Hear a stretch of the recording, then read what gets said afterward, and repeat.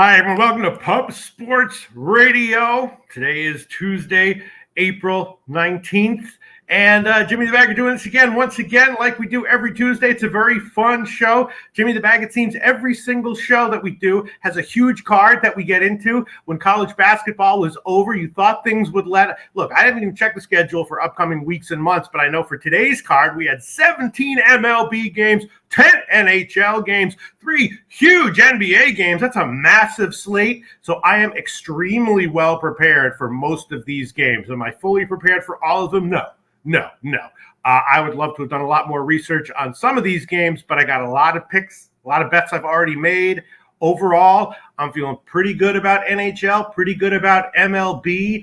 I hit a lot of team totals in NHL, which I later come to see are similar to what our man Nutflush Allen is giving out. So that makes me feel good. Why? Because they won? No. Because they're in line with someone I highly respect. Much more important to me long-term than the picks, although it's great that the picks do well. I hit a lot of these like team total over 2.5 with crappy teams. I've already done a few of those today. MLB, 17 games. I look at the analytics. I'm not 100% fully prepared for every single game or every single team, but I am pretty prepared for most of them. And overall, what I'm trying to say is I feel okay and pretty confident in my analysis on today's card, the bets I've already made, and the picks I'm going to give. That's what I'm trying to say here, Jimmy the Bag. I don't feel so good about my lighting, but everything else I'm feeling great about. Yeah. Jimmy the Bag. You look like you're in a tanning salon of some kind. Listen, you have to prioritize in life. In life, there's so many rules, so many important things. One thing that's key for everything, for everyone in all situations, you got to prioritize. So for this show, research and preparation, I prioritize over everything, which is why a lot of times when I come here at 11 a.m. Eastern time, my appearance is a little bit fucked up, like it is right now. You know what I'm saying? But so people are like, Loshak, why do you look fucked up? Because I'm fully prepared with valuable information and analysis and insights, which I'm going to give in this show. And then everyone's like, that's why we tune in, baby. I love it. I started my preparation so early yesterday. Yeah. We beat the snowfall. We went up north for the Easter weekend up to Blue Mountain. We beat the snowfall. It's snowing in Montreal, snowing in Kingston right now. That used to bother me so much before I had this outlet to tap with you guys. Now I don't give a fuck what the weather is. I don't care what the weather is outside. I barely go outside anyways. But I started working so early on this car, and yet I'm still scrambling. I got up at 6:30 in the morning. I put in maybe 5 hours yesterday, and then another 4, and I'm scrambling because you can spend a lot of time on these MLB games and even these NHL games. So I have yet. So finally, Pete, I broke through a little bit last week in NHL. Had a big one day. I went 6-1 plus about 6.4 units. And then I had another. I only bet 2 of the 4 days. I only bet on NHL. 2 of the days I just took it off. There were small cards. And I just didn't care for them. But even those games kind of went the way I was thinking they would. So I feel a little more confident because I've had a rough year in NHL. Yeah. Take it away. I will make one comment that we could talk about for hours and hours, but I'll just leave this one sentence.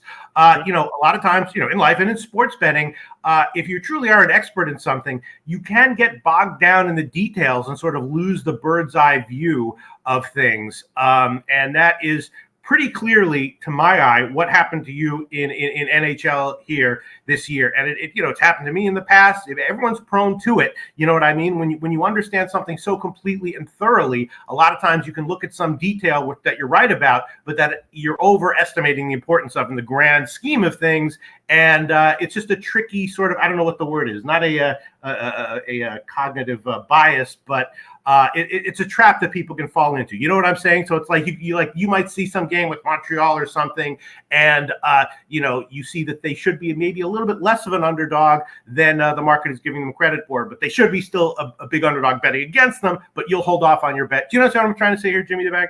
I do. And I've got a lot to look back on, and that's the importance of record keeping. So I'm very interested to see why I've struggled this year. This is the worst I've ever had a year, and publicly it's been tough. Although I am very close to picking up 1.7K on the Panthers winning their division. Nice. 400. I did hedge it a little bit, so it's not quite 1.7K. I did hedge it a little bit with the Lightning, which was a mistake. But plus 425, $400 there. And then thank you to the great Dennis Garcia. I'm about to collect a little over 1K for the Flames to win the division. $500 bet there at plus 210. So I there has been some good mixed in with the bad, but the Mavericks winning game 2 makes my futures alive, I believe, for the Mavericks, which is very nice, and it gives me some hope. And if Scotty Barnes wins Rookie of the Year, it's 2.7K, and I bet 200 on it, and then I bet another 200 on it drunk, and I was so angry about the second 200. I was so angry. I was like, why bother? 200 was enough. So there are some nice possibilities here future-wise, which hasn't been happening the last few years. My futures have been terrible, so that makes me feel very good. I love the opportunity to cap with you. I have not made a single NHL bet on this card. And I haven't made, not one. And I almost made one, and then I shied away.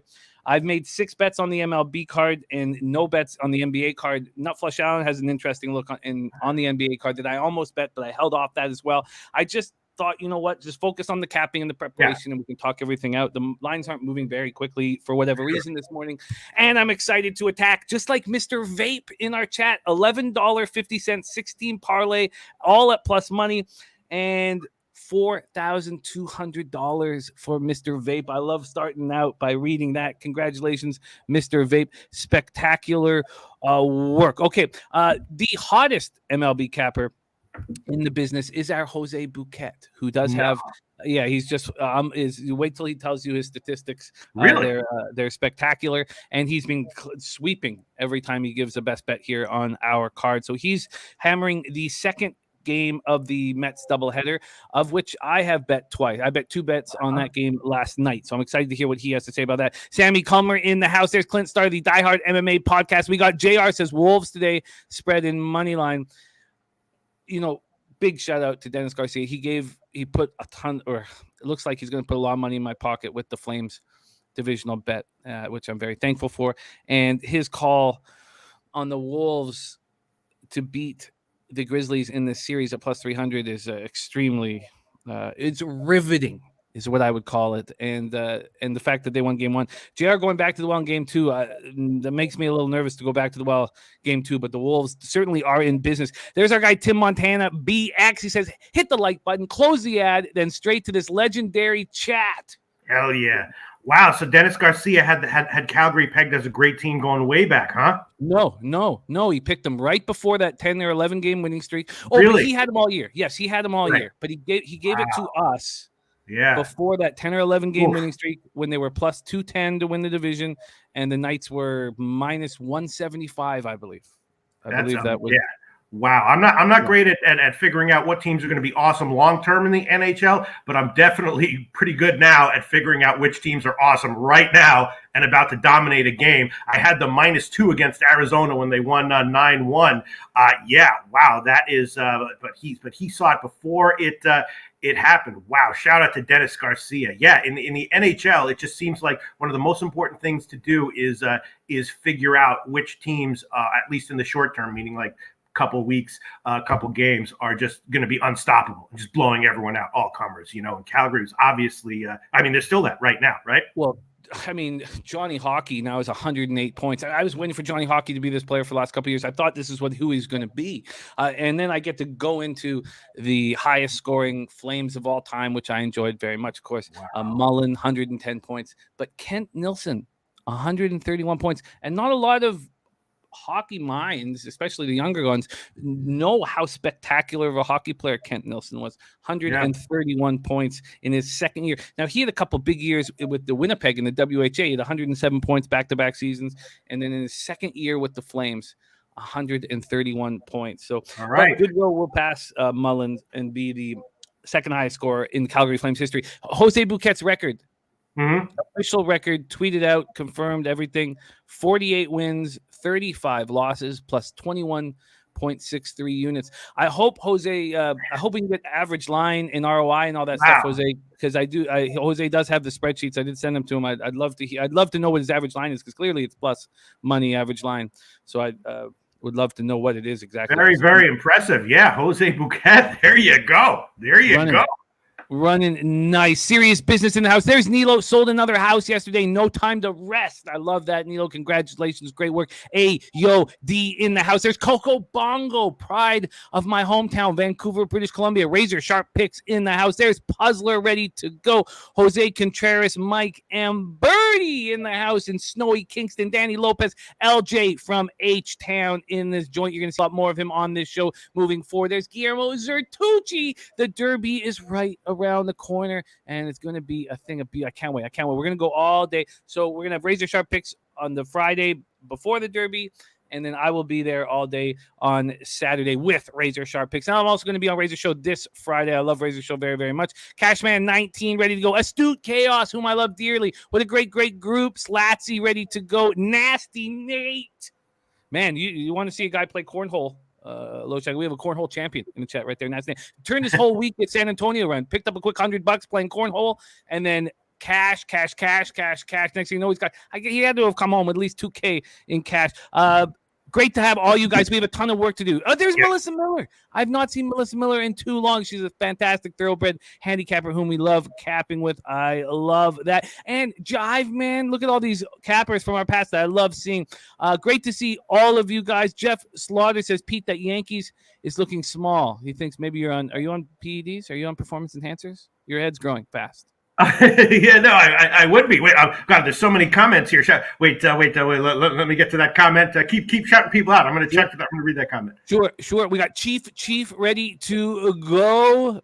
What a great group. Jimmy Gomez in the house. Thank you for your service. Jimmy was in the Army, the American Army, and also when there was a bit of an altercation at the Spurs game, he had our back. He always has our back. He went up to 5 big dudes and intimidated them and scared them off of us. That's what he did. That's what Jimmy Gomez does. He has your back through thick and through thin. Paco Healy in the house. We don't get enough Paco Healy in our life. Viper and Paco Healy. Son Dizzle in the house. Says, always good to know that Jimmy doesn't have to pay rent this month. No, it's actually not quite that way, Son Dizzle. The money that's coming in from my futures, Fong knows nothing about. She knows nothing about this cash coming in, so it's not going to pay the rent. It's part of my gambling bankroll moving forward. It's what Slaughter asked about my PEDs. You know how I do. I shoot up a little trenbolone here and there, a little injectable Winnie here and there. I've been known to hit the injectable Winnie now and then. Yes. Jeff Slaughter, to answer your question, hell yeah. And Dan Kelly said, I heard of some people bitching about Bam and Gobert didn't win Defensive Player of the Year. I don't know. Bam plays 55 games and he's whining. I mean, look, he's a great defender, but 55 games? I mean, come on, man. Come on, 55 games, you're going to whine? Marcus Smart! Yeah, Marcus Smart. First guard since 95-96. Dommy Gun says, Fabes keep dominating all 3 sports and books keep rising the prices because people betting them. All right, it's time to get to work. It is time to get to work. Dennis Garcia in the house. Melissa Miller excited to see Dennis has pulled himself away from curling and tennis. It is time to get to work. Nutflush Allen, James S. Thank you all. I wish we could say what up to all of you guys. Yeah. We have a 3-teamer from LJ from H-Town, Wild, Mariners, Memphis. I'm going to copy and paste that. Mr. T.O.G. in the house. Onijin Ayong ready to work. Cristiano Rodriguez says, Loshak, longtime listener. Okay, we can get to those questions at another time. But we love you guys. Thank you all so much for joining us. Puzzler, Alfonso Scott, and it is Nasty Nate says we need a Yankee fan to send Pete a new hat. I don't think so. I think that it's got the character, that hat. Character. Yeah, this was a personal gift from Mr. Gogster, actually, years ago. I hold on to personal gifts that come with love until they fall apart. Absolutely. I respect that very, very, very much. Okay, it is time to get to work right now. Kate Reed says he gave most of that 100 over to Nasty Nate, who got hot. He got hot at the right time. Okay, let's get to work. I wish we could give love to all of you guys. You all deserve it, but DJ Big Boss is joining us. Let's just give our guy DJ Big Boss some love here. I mean, this guy, magical. Those are some of his ladies. Those are some of the ladies that DJ Big Boss known to love and be loved by. Right there, Big Boss in the house. Great to have him. We love him dearly. Pistol Pete Loshak, National Hockey League. Let's get to work. Oh, damn. All right, we're starting in right now. Ready to go, Jim? We are, and okay, so this is how we're doing things, guys. We're starting with NHL. We're going to try to get through it quite quickly. Yes. There's Jake Bell in the house, Kenny Rogers 1 ready to go, and we're going to try to get through it quickly because we have an enormous MLB card. So absolutely. All right, so let's start through this in 42 minutes, Pete, if we can. We can definitely do it. Philly and Toronto. Obviously Philly is a crappy team, right? Once in a while they show up. Shout out to that low bagger, whoever it was, who said, who let us know that on one of the Tuesday games that Philly had been partying the night before, and that even though on paper they looked like a good bet, but that they weren't going to be, that they were going to be a bad bet that Tuesday. And of course they lost. They're that kind of team, right? They're kind of a crappy team. You can kind of tell that they're like undisciplined, maybe partying before game night at times. They're a good team to bet against in general, but also a team that shows up here and there. And Toronto is just, we've talked about them for a while. Excellent team, a little bit overvalued, very highly rated, obviously, tend to be overvalued. They've clinched the playoffs. I know that they're resting some guys here and there, game in and game out here and there. Toronto, a massive favorite. Not saying they shouldn't be, but this is a classic pick that I've kind of been doing well with. It's the kind of pick that I sense Nutflesh Allen also has been making, over the past bunch of weeks. Not the only kind of pick he makes, but one of the kinds where he's got like a huge underdog team, not necessarily thinking that they're a good bet to win or even +2 or 2.5 or something like that, but oftentimes a good bet on their team total over. On the overnight line, I took a shot with the Philly team total over 2.5 at +120. Now, are they a lock to score 3? No, but are they at +120? Are they, a 48% chance to get to 3 in this situation against Toronto? I think they are, and that's my bet on this one. And unless I hear any reason not to, I'll make that official. Philly team total over 2.5 at plus money, I think is a decent bet. What do you think, Jim? And maybe the first period as well. I like it.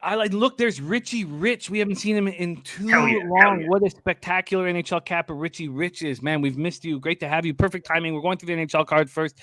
Flyers versus the Leafs, 50-20 6, 28-8 I did lose on the team total, 105.5 points. I had the under for the Leafs this year. And they have a franchise record for wins and points. And they did that without 58 goal scorer Austin Matthews in the lineup. Not expected to be in the lineup here. Martin Jones will be in between the pipes. Is expected to be in between the pipes. 10-16-3, 3.51 goals against average, 8.98 save percentage, no shutouts. Jack Campbell, 29-9-5, 2.71 goals against average, 9.12 save percentage, 4 shutouts. I think it's imperative for him to get rolling here coming into the playoffs. Richie Rich liking that Philly team total over, and he's leaning to the over 7. Did you want to ask something? It's a percentage play. The Leafs are already in the playoffs. Are they going to crack down on defense to make sure Philly doesn't get to 3 against them? I don't think so. I think it's a decent play. Yeah, I get the team total over 2.5. I do think that from a coaching standpoint for Sheldon Keefe, it's imperative that the defense gets right because there's no concerns whatsoever about this offense. Toronto power play at 27.8%, power play 83% penalty killing. Flyers coming off their 5th straight loss, 5-3 at home to the Sabres on Sunday. They're dealing with a ton of injuries. So as you know, Ellis and Couturier aren't coming back. Carter Hart, Rasmus Ristolainen, Cam Atkinson, and Patrick Brown are all out of the lineup. Toronto comes in off their 3rd straight win, 4-2 at home over the Islanders on Sunday, and Mitch Marner scores his 34th goal of the year, 94 points. Nylander scores his 31st goal of the year. But Austin Matthews, Jake Muzzin, Rasmus Sandin, and Andres Cachet are all dealing with various injuries and are out of the lineup. I get it. I get the look towards the Flyers team total over, although I think that Campbell is taking these games extremely seriously to get right before the playoffs start. Yeah. I certainly get it, and I like your plus line on it. It's plus 105 at my book, so you clearly beat the line. Yeah, see, that's what I'm kind of hinting at about, these teams and their the way they think so in depth that you can say something like that. You're like, well, Toronto really needs to focus on defense because they know they're awesome offensively. For the playoffs, they need to get better on defense. And of course, that's totally right and totally accurate analysis and everything. But I still doesn't necessarily mean that the Philly team total over in this game isn't a good play. You know what I'm saying, Jimmy the Bag? Definitely. Absolutely. Yeah. No, I get it. I completely Just get something to why think you're about, on it. Jim. So I got 120 right now. At Will Hill, I'm seeing 115. You can make that official. Flyers team total over 2.5 plus 115. We can make that official, Jimmy the Bag. And I also would take a shot with the first period as well. But I don't know if I'll make that official, but I would definitely be leaning that way. Not Flush Allen's only concern is Flyers have looked checked out, but against the Leafs, they may have some extra energy. I think that's a very important point. Not Flush, I do think they'll have extra energy against the Leafs. Puzzle says I don't expect Toronto to get careless with their defensive play this close to the playoffs. I guess I would have a slight lean towards the under 7, but it's not something that I would have any interest in, betting. So I will put a few question marks there. Rodney Barton ready to get to work. We have NATO World Order. And Richie Rich liking the over with Jones in net. I get it. All right, let's move on to the next spot. We have Pete on the board. Flyers team total over 2.5 at plus 115. Let's talk Wild Habs and let's roll. Man, this is interesting, right? Of course, Minnesota for a stretch of games was playing great defensively, mostly at home. They were winning game in and game out, going under game in and game out, and then that changed a little bit over their past 5 or 7 games or so. The Habs losing again, lost 5 in a row, 15 out of the last 20. They're a bad team, right? Minnesota clinched their playoff berth on Sunday. Now they're going on the road as a massive favorite here. This is where I want to hear, get your take, the take of the comments section. It feels like one way or another, Montreal might be worth a play here, considering the line, considering the spot, considering the situation. Of course, you have to take into consideration how friggin' awful Montreal is and how legitimately awesome Minnesota is and can be offensively and defensively. I haven't bet this one, feels like one way or another, there might be an angle to take Montreal. What do you think, Jim? I don't think so. No, right. No, but I'm not saying that it's the wrong idea. But I'm with Richie Rich. He says Minnesota tough to get value. Wild 11-1 over the last 12 meetings, says our guy. I mean, they're way better, obviously. But it's that I would like to figure out when to start fading Carey Price now. Look, that first goal came with a ton of emotion, or first game played with a ton of emotion, and he played well in that 3-0 loss to the Islanders. He played very well. But I'm not going to see if this team in front of him is not strong, and I don't expect him to be lights out down the stretch here. Minnesota power play 19.9%. Their penalty killing still so weak at 75.4%. My first thought was over, but the 6.5 made sense to me. Then I thought, well, what would the Wild team total over 3.5 be? And it was heavily juiced to get the 4 goals. So other people also are thinking that Price might be vulnerable as we go through these last few games. Or will he step up? I mean, if he was to step up enormously through these last games, it wouldn't be a shock. He's capable of it, but I don't really see it happening. But the market isn't thinking that Price is going to be standing on his head. Wild coming off their 4th win in 5 games, 5-4 overtime victory at home over San Jose on Sunday. They just seem to only barely do enough consistently. But Kevin Fiala, how incredible is this guy's being white hot? 4 more points against the Sharks. 36 points his last 29 games, 9 multi-point games. I mean, if you told me that Boldy would be this good and Fiala would be this good, I'd be like, well, the Wild then should be the best team in the league. It's hard to understand why their penalty killing is so weak. I know that they are dealing with injuries. Dumba's out. Jordan Greenway, Tyson Jost, and Marcus Foligno are out of the lineup. You take Greenway and Marcus Foligno out of the lineup, that's a ton of toughness that's not there. Habs coming off their 5th straight loss, 8-4 at home versus Washington on Saturday night. They've been outscored 23-9 over that span. So we know what happens when Montembeault is in goal. They get lit up. What's going to happen when Price is in goal? And shout out to Nick Suzuki, who is just, kept his head down and worked hard throughout this horrific season. He's played in every single game and just hit the 20-goal plateau. I don't know how to I couldn't figure out how to make a bet on this. Mike M says Habs team total over. Feels like we can cash a couple more before the season ends. And Nutflush says that's the only way to look at this game. Over 2.5 with Montreal minus 105. And Taint play today is in, and we'll go over it. And Spenny says going to be working at the Rogers Center for Blue Jays starting next week, doing customer service with a bit of sales and marketing in the office and some office. Oh, that's great news, Spenny. Work your way all the way up, just like Anthopoulos, from the mailroom to general manager. Spenny penny bombs. I love hearing that. And Taint is in. I'm going to copy and paste that for MLB, but I couldn't find value. Is there a spot that you could find it with? Wait, on this game? Yeah. Yeah, I won't make it official. Because I want to, if it's an embarrassingly bad bet, I just want to lose privately and not publicly. But I'll probably be on Montreal first period, either money line or plus a half. but I won't make that official. They seem like they're more decent early. Seems like maybe a little bit of a down spot on the road for Minnesota. I'll probably be on Montreal first period on this one. I don't dislike that at all. You have to think that with Price behind, in between the pipes behind them, that they'll have some jump to start this off, and the place Bell Center should be packed, and it's snowing outside. I mean, I don't dislike that at all. The first period plus a half is still quite juicy. They're only plus 165 money line first period. I kind of like that. I get it. I'm seeing plus 180 at Heritage, plus a half minus 125. All right, maybe at the end of the segment I will add that one on. I won't make that official as of right now, but I will definitely have a bet on it. All right, well, let's roll on. Ron Crawford joining us. Let's roll on to the next spot on the board, and that being the Red Wings Lightning. Take it away. All right. Well, Jimmy the Bag, small sample size, but these teams have been close all three of their games this year, right? Obviously, Tampa Bay is the much better team, so they're like, yeah, okay, maybe they played close when they met up, but look at their last 10 games, and then you see, oh no, they're both 3-5 over their last 8 games. Tampa Bay is the much better team here. Should they be minus 500? I don't think so. Have I bet Detroit yet? No. But I'm thinking about it. Jimmy the Bag. What's your take on this one? Just like I think it's important for the Leafs to start playing stronger defensively down the stretch, because that's what is left to prove. The Lightning have a lot to prove right now, and that does concern me. But you're right. The Red Wings have played Lightning very tough this year. And I don't know if that's a fluke, because the Red Wings suck, sure, but they have some legitimately great young guys with big futures ahead of them. Yeah. Right? No?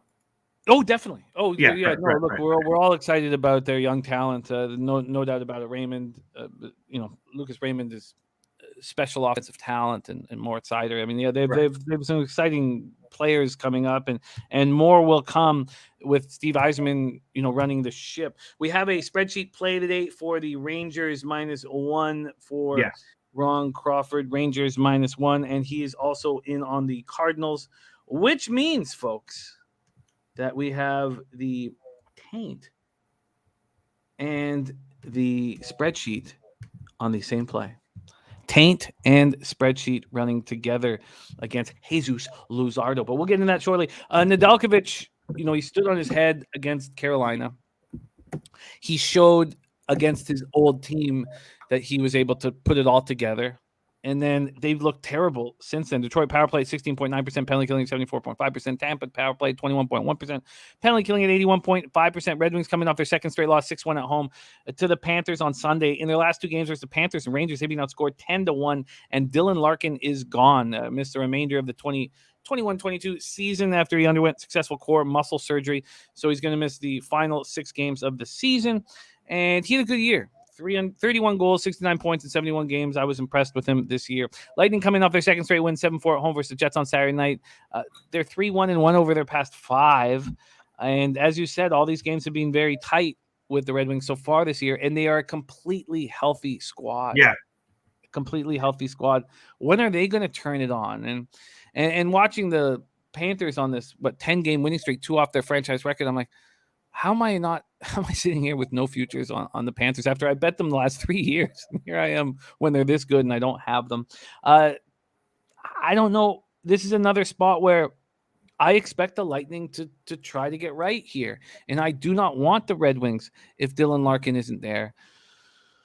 So, look, a minus 500? Is that what we're messing with? I mean, this doesn't interest me very much. Is there all right? Well, to get paid?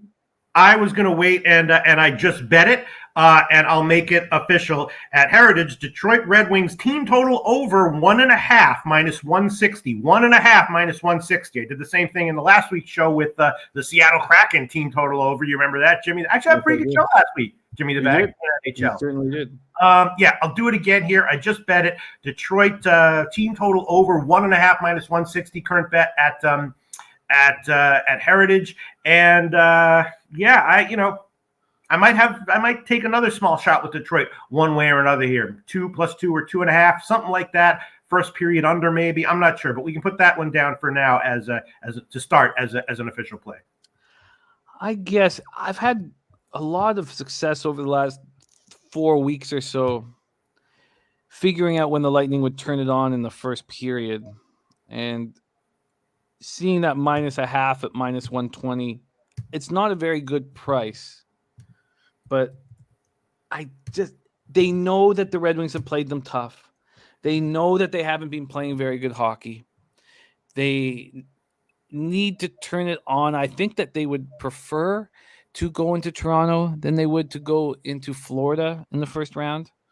So they want to stay ahead of the Bruins. So I guess I'm leaning towards my first spot on the board being a first period Lightning -0.5. And that's at I think maybe you're overthinking it. I'm just trying to help Jimmy the Bag. I'm not saying you're wrong. I'm saying when I listen to your analysis, yeah, of course, Tampa Bay is aware that they, played a little bit tight with Detroit, but Detroit's not a JV team. They're another NHL team. You think Tampa Bay really cares? They're like, all right, this sub 500 team played us close 3 games this year. Who cares? We're looking forward to the playoffs. Of course they want to stay. You know what I mean? I disagree. Really? I think that the Red Wings have played them tough. Right. The Lightning need to start playing their best hockey. And they seem to show that in spurts. They don't seem to show that over full games. And Lightning, we took them just a few days ago in the first period, and I believe was it against the Ducks? I think it was against the Ducks. They were up 2-0 in the first period. It was an easy casher. Next thing you know, it was 3-3. It feels like they could put their foot on the gas right off the top, that Cooper will want them to play intent. Cooper's a tough-minded coach. I expect them to play hard for 20 minutes and then possibly let their foot off the gas. So, right. So it's like maybe they get up, 5-0 in the middle of the second period, and then they're like, all right, we're not going to clamp down on D. And then Detroit comes in and puts a goal in the second period, in the third period, and then bam, Detroit got blown the F out, and your team total over still cashed. You know what I'm saying? I do, but I quite like this first period Lightning look, and I'm going to move on it. Okay. Let's move on to Winnipeg Jets, New York Rangers, Pete. All right, Jimmy the Bag. When you said earlier you haven't made any NHL bets, I was thinking, not even Rangers? Really? Because I did. And then it turns out that Ron Crawford likes this one as well. Obviously, the Rangers just playing great, right? Not necessarily against the greatest competition recently, but they're just a very impressive team. If you look at their analytics, which I find hockey NHL advanced analytics to be very interesting. It's kind of a newer area of analytics, and their advanced analytics are great. They just look like a quality team. They're getting it done with excellent defense, as opposed to a lot of other NHL teams these days where they just they get down a goal or two and then put up 7, and that's how they dominate. Just a very impressive team. In Winnipeg, at the beginning of the year, when all the research I was doing, it was like Winnipeg has Hellebuck and not much else. And that is exactly how the season has turned out. Hellebuck, an elite goalie, but they just have bad defense in front of him. So he's getting burned. His elite goaltending talent, if it's legit, is kind of getting wasted. Winnipeg looks like a lethargic team, not technically out of the playoffs, but essentially no chance. Maybe when they're eliminated, they'll have a little bit of pride and fight back. But right now, they just look very, very fadeable. And on the overnight line, I took the Rangers -1 at -125, Jim. It's a good price, and they're playing great hockey.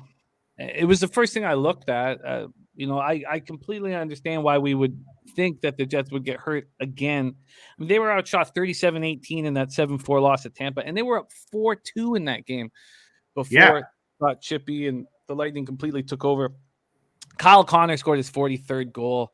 This guy is a sniper to the highest degree, but they're 2-5-1 over their past 7. Scheifele is not practicing. It looks like his season is over. We don't think he's joined the team, but there's no proof that he hasn't flown down, but we don't think he's joined the team on this road trip. We know that he certainly wasn't in Florida. Whether he flew down to New York, we don't think he did. The Rangers coming off their second straight 4-0 shutout win. They beat the Flyers 4-0 on the road Wednesday night, then defeated the Wings 4-0 at home on Saturday night. And Shesterkin only had to make 20 saves. I remember getting talked off moving on the Rangers to win the division at +410 because of their difficulties 5-on-5.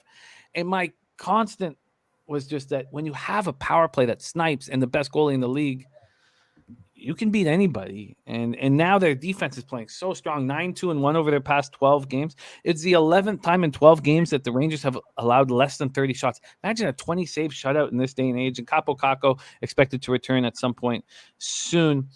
And Danzo says Lightning is playing 500 this month at home, very beatable. See, Danzo, I look at that as something different. We have, 5 games left for the Lightning, the 2-time defending Stanley Cup champion. So I think they're a very dangerous team, but they don't seem to be able to put it together for 60 minutes. And if you've ever heard John Cooper talk, he's a intense, angry dude, and he's not just going to sit back and let the Lightning play average hockey moving into the playoffs or below average hockey. But I hear you, Denzel. They have not been good. I get it. The Rangers -1 makes a ton of sense. Yeah, and I'm seeing I got it at 125. Now I'm seeing it's all the way up to 139 at Pinnacle. At Will Hill, I'm still seeing -130. We can make that one official. Jimmy the Bag Rangers -1, -130. Make that official. Will Hill current line. Now, one thing that look, I don't think this team is good without Scheifele. I think he's a hell of a hockey player, but they've been sitting there for 48 hours between games. They last played on Saturday night, sitting in New York. Yeah. Have they gone out and partied, or are they sitting there chomping on the bit, ready to change their ways? And then you have this Rangers team that has a shutout string of over 120 minutes. But the Rangers need to win now. I agree. I was surprised. I guess the first thing that I thought was, why aren't the Rangers -250? They opened up at -200. They went to -210 at Bet365, and then right back to -200. So yeah, I guess the Rangers don't have that reputation, even like Carolina. Although I take Rangers over Carolina right now, head to head. Rangers over Pittsburgh, head to head. But they don't have that reputation quite. I feel like in the betting market and with hockey fans as like that level of team, right? It's not like, oh God, Tampa Bay, we can't bet against them, or So yeah, I bet it. If it loses, it's fine. But I bet it, Jim. And it's as much a fate of Winnipeg as it is a bet on the Rangers. Winnipeg just looks like a team that is it's just not working, Time for plan B. You know what I'm saying? Brady says, why would they be chomping on the bit? Season done, I would be partying. So right. It all makes sense. I just was surprised to see that they weren't -250 favorites. And then Birdie talking about the under being a look. And I get why the under would be a look here, especially with the way the Rangers are playing, and how if there was a situation where you would expect Hellebuck to play better, it would probably be in Madison Square Garden or in high-pressure situations, even though he hasn't shown that on this road trip. So, I get it. I'll look into it a little more. I'm surprised the market hasn't been moving. I think the -1 and the under 6 are interesting. Jake Burns says, fade the Jets. I agree. Take it away, Pete. Let's move on. And you are on the board. You have the Rangers -1 at -130. It's -133 at Bet365 with the -1 calculator. But let's go Panthers, Islanders. Take it away. Okay, here's another bet that I made on the overnight line. Another one that feels like a Nut Flush Allen style special. Again, not a lock. No, a good percentage play. I think so. Florida, obviously dominating, 10-game winning streak. Awesome. The Isles, we know their deal, right? They're not going to make the playoffs. They're pissed off. They're like, we should be a playoff team, playing to prove, to themselves and to everyone else who they really are. They lost to Toronto in the last game. I had the Islanders team total over 2.5 in that one. I thought it was going to be a winner after they had 2 goals after 2 periods. It lost. But I hit it again on the overnight line. I took the Islanders team total over. Not saying they're going to win, not even saying they're not going to get blown out, but I think it's a percentage play that they get to 3. I'm a little bit worried because the Islanders were, not mathematically eliminated for all those games while they were fighting, and they did recently get eliminated. So maybe they're like, all right, maybe we'll just maybe it's a down spot for them psychologically, and then the very last few games of the season they'll bounce back and play strong. There's reasons to be uncertain about the Islanders playing well here, getting to 3, but I bet it, and I think I'm going to make it an official play. Islanders team total over 2.5. What do you think about that, Jim? What is the juice associated? It's -255. I got 135. I got -135. Let me see where it is now. I'll check. I'll look around. It's I'm seeing 125 at Heritage. Okay. Florida's great, and defensively, sure, yes, definitely. Birdie says this is one game where I'm looking at the dog. I put Panthers in the money line parlay for a hedge. Why is this line not minus 300? I really like the Islanders here. Will pull the trigger soon, says Birdie. Bobrovsky going up against Sorokin. Bobrovsky 36-6-3, 2.66 goals against average, 9-12 save percentage, 3 shutouts. Sorokin 25-16-7, 2.31 goals against average, 9.27 save percentage, 7 shutouts. Richie Rich says Florida, New York Islanders first period over. New York are not playing good D, and Florida will score. Florida power play at 23.9%, penalty killing at 79.8%, while the Islanders power play at 19.4%, penalty killing at 84.8%. Panthers coming off their 10th straight win, 6-1 at home on Sunday. They defeated the Jets 6-1 at home on Friday. They've done all of this winning, this 10-game winning streak. They've done it all without Aaron Ekblad. And he's he was on his way to the Norris Trophy, possibly. Maybe Yossi would have had something to say about that. But Ekblad is still week to week, and it does help their salary cap after bringing over Giroux just to keep Ekblad off. He possibly could be good to go right now, but they're circumventing the salary cap like their friends from the North, the Lightning. Sammy Reinhart, one of my favorite players in the league. I pick him in the hockey pool every single year, and I don't know why the Sabres got rid of him. And a goal and assist versus Detroit, 6-game point streak, 11 points over those 6 games. And this is the second longest winning streak in franchise history.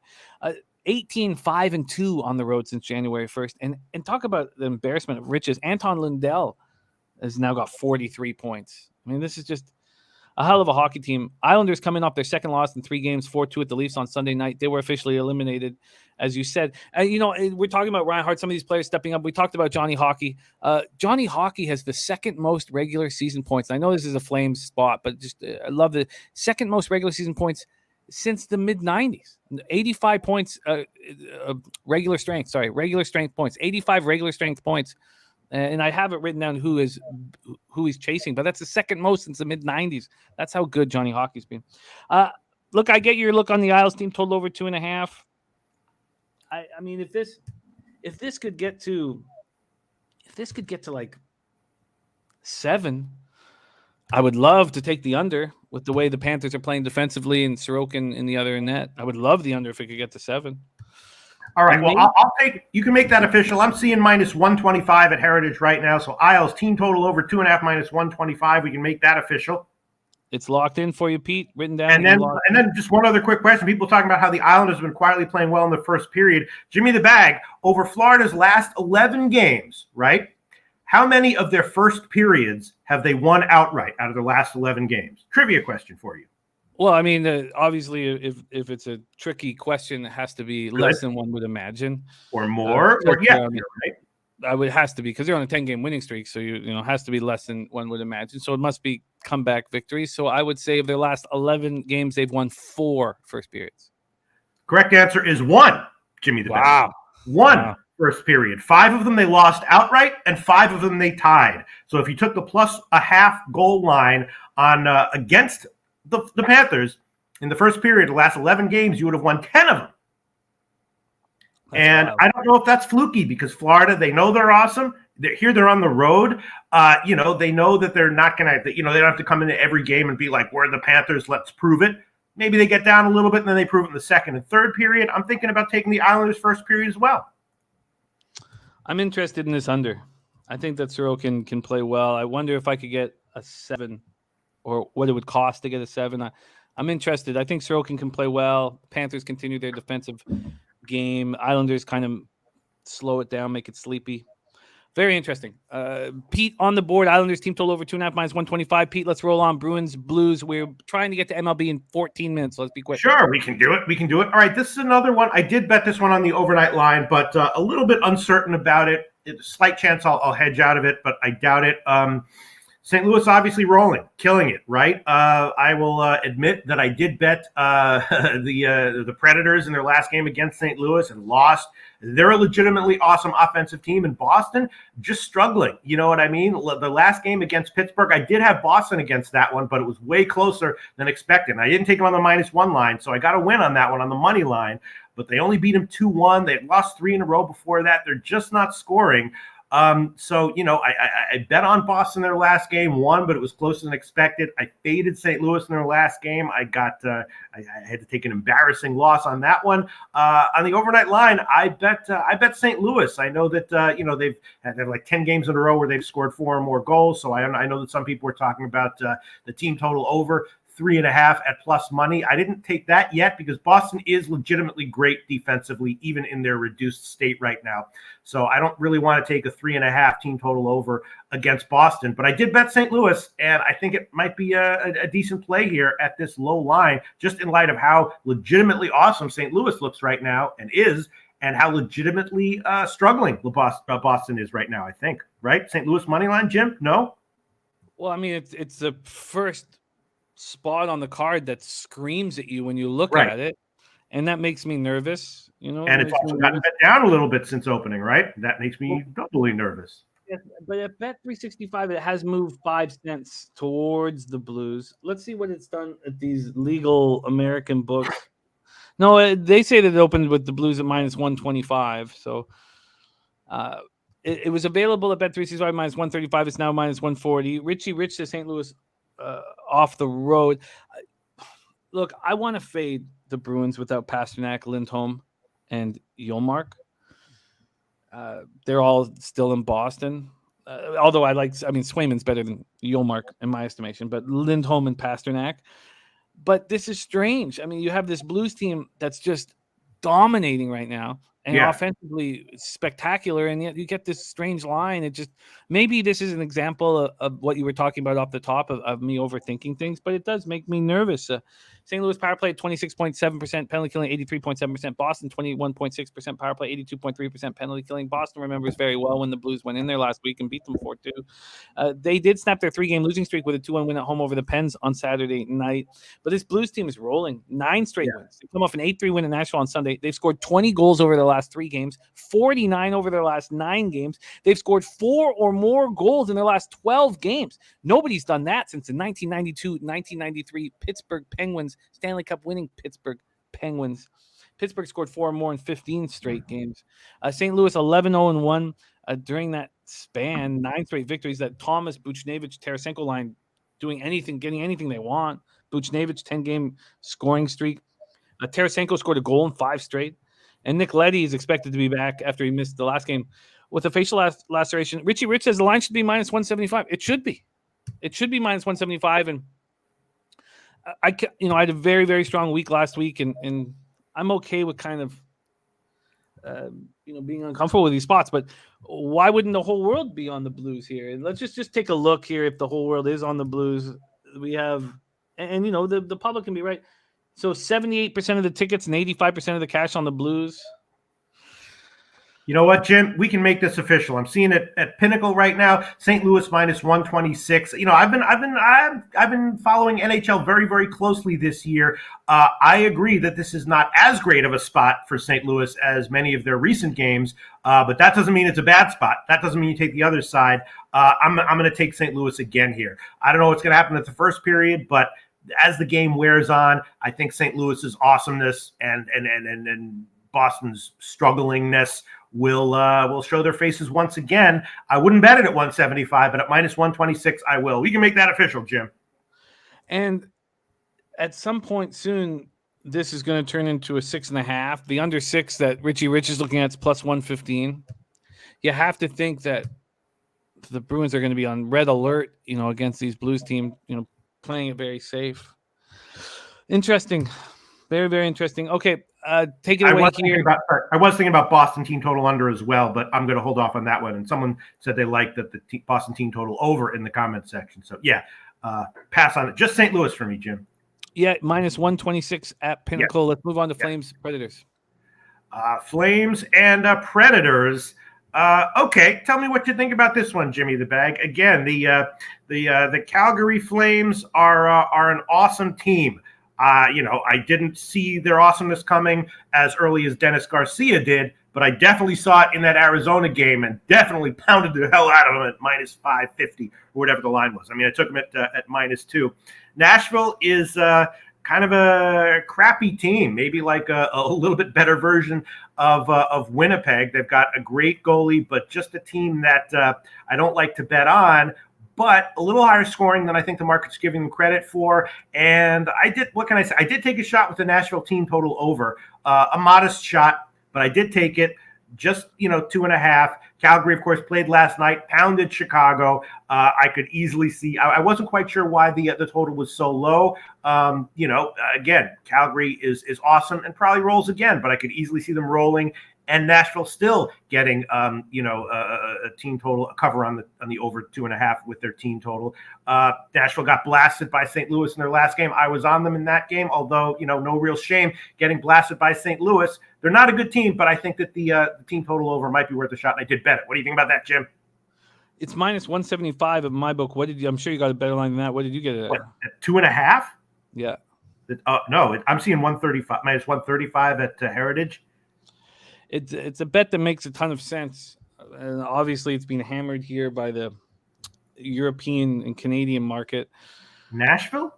Wow, even a Pinnacle, I'm seeing minus 144. Nashville team total over 2.5 is minus 175 right now at bet 365. What's the under? The under is plus 135. Okay, damn. I completely get why. This feels like a bad spot for the Flames of Ladder in that who's been okay this year. Not a bad backup, 2.76 goals against 79.5 save percentage. Predators 24-14-0 at home and have to win here. They have to win. Sorry, didn't mean to cut you off, but you can put that 2.5 minus 135 as an official play for me. It's an absolute up to the second line. I know that for a fact because I just bet it at Heritage, Nashville 2.5 over minus 135. Okay, that's locked in for you. Team total over 2.5 at minus 135. I expect this to be a casher for you. Calgary, as you said, on the second half of the back-to-back 5-2 loss to Chicago last night. Kachuk, 98 points.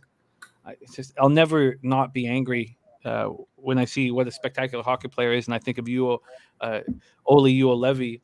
I'm not sure what video game he's playing right now in his apartment. Goodrow, Johnny Hockey, 107 points. So Joe Mullins, 110 and 88, 89. Oh, I love Joey Mullins. And then Kent Nilsson, in 80, 81, 1980, 81. He had the 131 points. And Goodrow is a plus 61.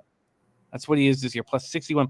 And the only person to have more than 85 even strength points in the last 20 years. That's what 27 years is 1995-96. Jagger had 95. That's how incredible he has been. Kenny Rogers, thank you so much for the dono. You are a great guy. Means a ton to us. Thank you so much for your support. Thank you, man. And Brian said, shouldn't the Flames be more like minus 175 because they played last night? Let's just see what the market move is on this Flames start. They open up at minus 154 and they're down to minus 135. I think that this is as a steal. You're over 2.5. I expect this Nashville team to be angry. 8-3 loss at home to the Blues on Sunday night. I think it's a great look. I don't know. I don't think I want the Preds at this price. Definitely not. It's right, plus 115, but I love your look on the over 2.5 and makes a ton of sense to me. Okay. Yeah. And Richie Rich says smash Nash. I think I'm just late to the party. I mean, maybe I'll take a look at, I'll take a look at what I can get on the Preds minus 1. And then I imagine that the Preds first period should be very live, but I would have to take a minus a half. And then just in my experience observing hockey, Jimmy the Bag, a situation like this, it's a great spot for the Preds and a little bit of a down spot for Calgary. But the Preds are just not a good team. Calgary is way better. In situations like these, I've come to realize that it's best just to take the team total over for Nashville because Calgary, I just don't want to bet against them. I could easily see it being like 2-1 after the first period or like, Nashville gets up 2-0 or 3-0 and then Calgary, even though they're on a back-to-back, roars back and scores 4 goals in the second period.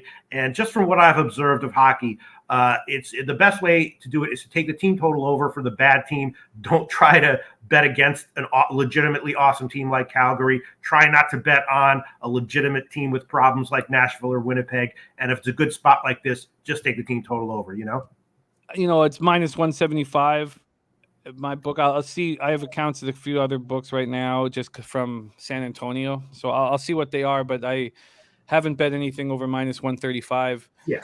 In I don't know, 10 years. Well, this one is minus 135 at Heritage. I just bet it 2 seconds ago, Jim. Let's move on to Kings Ducks. Kings Ducks. This one, I didn't fully analyze. Obviously, LA is scrapping for their playoff life here. Anaheim popped Columbus in their last game. I did have the over in that one, and Anaheim is kind of playing with some life to them. LA is winning, beating bad teams. But the as a big favorite line here, this one I didn't do my full sitting there and thinking about it for a couple of minutes analysis. So I have no opinion of it right now, although I would probably take Anaheim if you gave me a free bet on it right now. I don't really want to bet against LA, but Anaheim's playing with some life to them, and they're getting a big dog line here, Jim. I almost bet the Ducks this morning, and I stopped. I stopped myself just because the Kings are healthy now. No, there's no Drew Doughty, but all of the injuries they had at forward are gone, and the Kings saw the Golden Knights lose last night. They saw that the Canucks won. They understand their perilous situation here, holding on to that third seed in the Pacific Division, and I stopped myself. But this is probably the last big game of the year for Anaheim. It's probably, I don't know if it'll sell out, but it's going to be very busy there at the Honda Center. And Johnny Quick going up against John Gibson. Both goalies have underperformed this year. The Kings coming off their second win in 3 games, 2-1 at home over Columbus on Saturday night.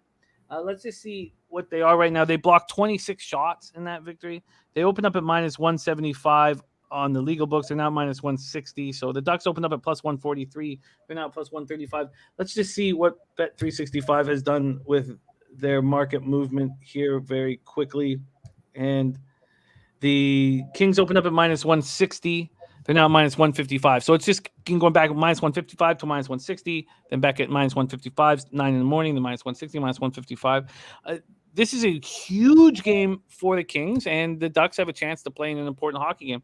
The Ducks snapped their 3-game losing streak with a 6-4 win at home over the Blue Jackets on Sunday, 2-1-2 over their past 5. But those 2 losses came post-regulation, like overtime or shootouts against Florida Panthers and the Tampa Bay Lightning. So they're playing good hockey. Troy Terry has 36 goals. That's the most goals an Anaheim Duck has scored since the 23-2014 season. And Corey Perry, Zegras has now tied the franchise record for points by a rookie, Bobby Ryan, in 08-09 with 57 points. Yeah, Anaheim reminds me a little bit of Detroit. They're not a lethargic team playing out the string. They've got some young guys who have legit talent and bright futures playing with life and purpose right now, They do, and this is an important game for them, but which team has the veterans? I mean, take Getzlaf off the ice, but which team has the veterans? And it's the Kings, and they have to win this game. And that's what took me off of betting the Ducks. That was I came so close to doing it. I was like, you know what? Lemieux's back, the toughness is back, and this is so important for the Kings. And they're playing a bunch of kids, and they just blocked 26 shots in that win over Columbus. Now, it wasn't a good win, and Columbus was playing, they're playing without Werenski and Laine right now. But this, I think this would almost have to be the Kings here because it's such an important game. And I also think the under 5.5 is in play. I think this is going to be I think the first period under is in play. The under 5.5 at plus 115 right now sounds to me like a bet. And if I could get a 6, I think the unders are in play, and I think the Kings are in play. Yeah, I would disagree with you about the Kings just at this line, just because they need this win, which means they're playing with pressure. The total just makes me normally it would be an auto play on Anaheim team total over, except the Kings are trying to win games with that awesome defensive style that was successful last game against Columbus, a team that is normally very high scoring. So the total makes me very nervous. I'll probably have a bet on this one by the time the puck drops. I'm not sure what it'll be, though, but I would definitely be leaning Anaheim. You know what I'm saying, Jim? They have some quality players at playing pressure-free as a home dog. You know what I mean? Yeah, but they're kids. They're kids playing against a bunch of grizzled veterans that have to win this hocky game that are willing to block points. I'm an awesome grizzled veteran. Jose Bouquet is just a kid. If we went head-to-head in a handicapping contest, I'd probably be a decent-sized favorite. He'd probably kick my ass, Jim. You know what I'm saying? right now. You know what I'm saying? It was my very first thought was to back the Ducks here, and then the Ducks, the Kings have been playing poorly, but they were just riddled with injuries. Those guys are all back, and it's a very fascinating game. I'm very interested in this hockey game, and I can understand. It's good. It's the biggest game of the year for the Ducks, and Richie Rich says Kings big and physical. They're going to. I'm maybe you're right about taking a minus 155 or minus 160 favorite on the road. I can feel that. But I do think that this is an extremely important game in SoCal, and there's not been many of them of late. And I think it'll be a playoff-type atmosphere, and I think it'll be a low-scoring game. Okay. Let's roll on to Senators-Canucks. Okay, Senators and the Canucks. This one, another one. Both these teams played last night, so I haven't looked into this one too in depth. Vancouver is definitely more rested here. I had the over in the Ottawa-Seattle game, and I bought to 5.5, so I got a nice winner there. But I also had the under in Vancouver-Dallas, which was as soon as the game started, I was like, oh man, that was the wrong side. Vancouver really scoring, turning it up offensively. Over the last 6 games or so. I'm not sure what I think about this one. I have no opinion as of right now. Both these teams, of course, subpar, although playing well, and both on a back-to-back. My first thought is should Vancouver be this huge of a favorite? I know they've been scoring recently. No play as of right now for me, Jim. Yeah.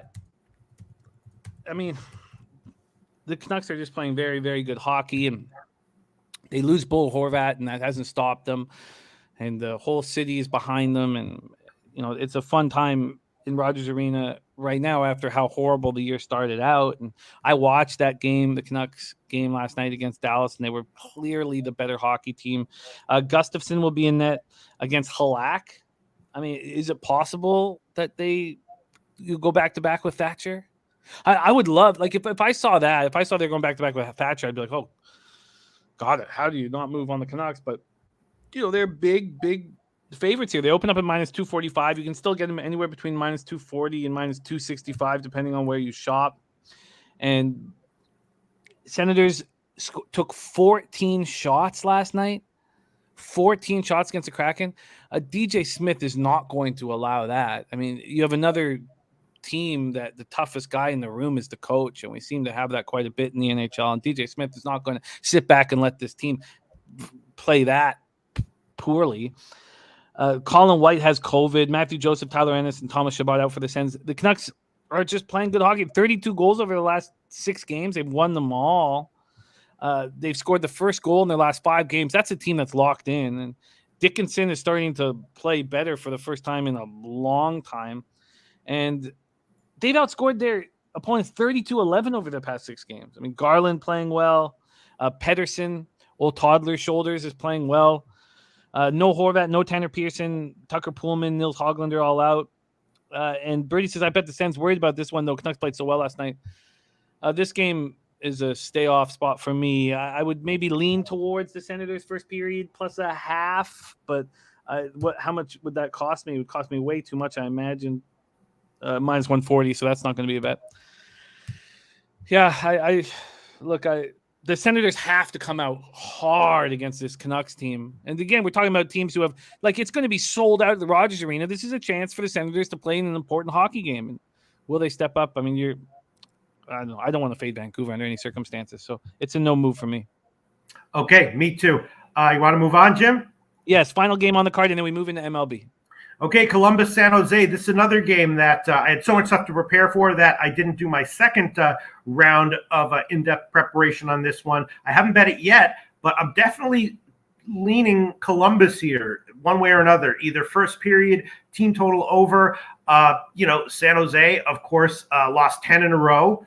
And Columbus, they're not a good team either, but they're, 50-50 over their last 6 games and playing a very beatable team. And if you look at, the interviews and the reports, they seem like they're still going to play hard and playing with some life to them, playing a obviously very, very, very beatable team. So I haven't bet them yet, but I was thinking Columbus, maybe full game, -1 as a dog or team total over or first period.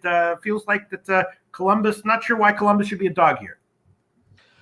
Well, you need to know if Line will be in the lineup, and Werenski is likely not in the lineup. He left in the first period after a collision with Carrick, so he's an upper body injury. So you take your best forward and your best defenseman off the ice, and then you have this San Jose team that's lost 10 straight. 3 of their last 4 losses have come after regulation. The only good thing about this San Jose Sharks team is that Thomas Bordelot, who was the freshman of the year, 2 years ago, I believe 2 years ago, wasn't this year, I believe it was 2 years ago from Michigan. He had an assist in the game. Michigan's just a powerhouse, putting out great college hockey players. We've been talking a lot about the college hockey players that are coming up, and after more thought about these college hockey players, I still feel the same way about the forwards that have been coming out of college. The defensemen have been lights out. The defensemen have been, you look at Adam Fox, you look at Cale Makar. I mean, we have perennial Norris Trophy finalists with the defensemen. The forwards, it's still the grind in the OHL and the WHL of the full season and the abuse that you take. I think that helps these smaller forwards, whereas you play 30 games in college and you come in against these men, it's very, very difficult. But I don't want Columbus without those 2 guys. And then are the Sharks going to try? I mean, I looked at the -130 this morning, and Richie Rich says Columbus team total at 2.5, says smash that. I love the over. Kaapo Kahkonen trying to get a job this year, and Merzlikins is saying all the right things in the press. I don't want to have anything to do with this bum fight personally, but I could I guess you could make an argument for either side, but I've a great deal of difficulty making an argument for the Blue Jackets. Okay, yeah, we got to go on to MLB, but so you like Kahkonen then, in general? I think that he has an opportunity to have a job in the NHL if he plays really well over these last 5 or 6 games. So I expect him to play the best that he can possibly play, and I expect the Sharks to get a better goaltender in the offseason. But Kahkonen can put something in their heads. Maybe he can stick around. All right, we can make it official. I'll take Columbus over 2.5 -138 current line of Pinnacle. I'll take that one. If it loses, okay. But I feel, I'll take it. 2.5 over 138. All That's right. my least favorite official pick out of all the ones I gave, though. Oh, say that again. Sorry. I said that's my least favorite pick out of all the ones I gave. And Sammy Culmer saying it feels like a Senator spot. The problem is that the Canucks have scored the first goal in 5 straight games. They really feel locked in, and then. But I hear you. Look, I hear you. It feels like after a 14-shot performance that DJ Smith should have these guys ready to go. Let's review all NHL action right now. Pete's on the Flyers, team total over 2.5 at +115. I'm interested in going under a 7 if it's available to me. I'm interested in that. Minnesota Wild, Habs, we have stayed off. I'm on, and I have not made any bets yet. I will move on the first period, Lightning -0.5, -120. That's what it is right now. We'll see what it is come bet time. Pete's on the Red Wings, team total over 1.5 at -160. Pete's on the Rangers, -1 at -130, and the spreadsheet play today is also on the Rangers, -1. And I get it. I completely get it. I'm also have some interest in the under 6 in this spot. I have interest in the under 6.5, and I wonder if it'll become a 7 in the Panthers-Islanders game. Pete's on the Islanders, team total over 2.5 -125. I think Sorokin will take this as an opportunity to match himself up against the best team offensively in the league and the best offensive team we've seen in quite some time. Pete's on the Blues, money line at -126. How are they not -160 favorites? Maybe that shouldn't scare me off. I'm very intrigued to how this will play out. Pete's on the Preds, team total over 2.5 at -135. I told you Bet365 hanging out at -175. I think this is a good spot for the Preds, but the Flames are very dangerous. But I'd like to go against Vladar. And then I like the unders in Kings Ducks. I think this will be the first time we see these 2 teams play like they used to play. Last few years, they were just anytime you saw 5.5, you'd bet the under blindly when these 2 teams are playing. Now, I know there's a lot of different player personnel, but this is a hugely important game for the Kings, and I'd be curious to even see what the Ducks team total under is on that. Maybe move it to a 2 at plus money. We're both off of Ottawa, Vancouver, and you are on the Jackets team total over at 2.5 at -138. And Puzzler says Thomas Greiss now confirmed for Detroit. Richie Rich, great to have you back, my man. All right, it is time to move on to MLB Pistol Pete Lockshak Loshak. Are you ready to get to work? Yes, I was an inch away from adding on Islanders first period, either money line or +0.5, but maybe we'll do that at the end of the show. Yeah, let's get into MLB, Jim. But if you'd like to, anytime I'm ready to. Okay. All right, let's move into MLB, and we are going to switch to me setting the table up for Pistol Pete Loshak. We start with the doubleheaders. We're going to start with both doubleheaders, both games, and then we're going to move on to the rest of the card. We start at 1:05 p.m. Eastern. Game 1, Arizona Diamondbacks at Washington Nationals. Diamondbacks 3-6, 1-2 on the road. Nationals 4-7, 1-3 at home. We are at Nationals Park, and first we'll take a quick look at the weather here in game 1. I wonder if I should just refresh this to see if there's been any changes to the weather.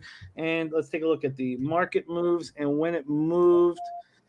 And why don't we move over here for this one? Game 1, Diamondbacks, Washington. And do we have any kind of confirmation here with the starters? Are they not even going to put this up on the board there? They're not on this stupid site. For the starters? Well, I mean, I've got Bummy versus Josiah Gray for game 1. I was just wondering if that was going to be confirmed by this one site. Is that who you have? Yes. Okay, so we got Josiah versus Bummy to start off the double dip. Let's take a look and see what we're dealing with from the market. The Diamondbacks opening up at plus 100. They've moved to plus 125 or plus 130, so big movement towards these Nats. We go over to the totals here. We have it opening up at 8.5. It was slightly juiced to the under, and now it's moved to 8 at most books, although you can still find an 8.5 out there. Bumgarner started 2 games. Overall, 8 innings, 6 hits, 2 earned runs, 1 homer, 6 walks, 4 Ks. In his last start, he looked good in the 2-1 loss at home to Houston. 5 innings, 5 hits, 1 earned run. It was a solo shot, 2 walks, and 2 Ks. Those of us with a vividness bias of the Astros smashing lefties, they've not done that this year, and they didn't do that to Mad Bum. Josiah Gray started 2 games, 9 innings, 9 hits, 4 earned runs, 1 homer, 5 walks, 10 Ks, and a 3-1 win at the Braves. In his last start, it was a 3-1 win at Atlanta, and he looked excellent. 5 innings, 1 hit, 3 walks, 5 Ks, no runs allowed. Diamondbacks versus righties, 160, 612 OPS. Nats versus lefties, 241, 584 OPS. Again, we have the vividness of the Nats smashing lefties like they did last year. They haven't started that up this year.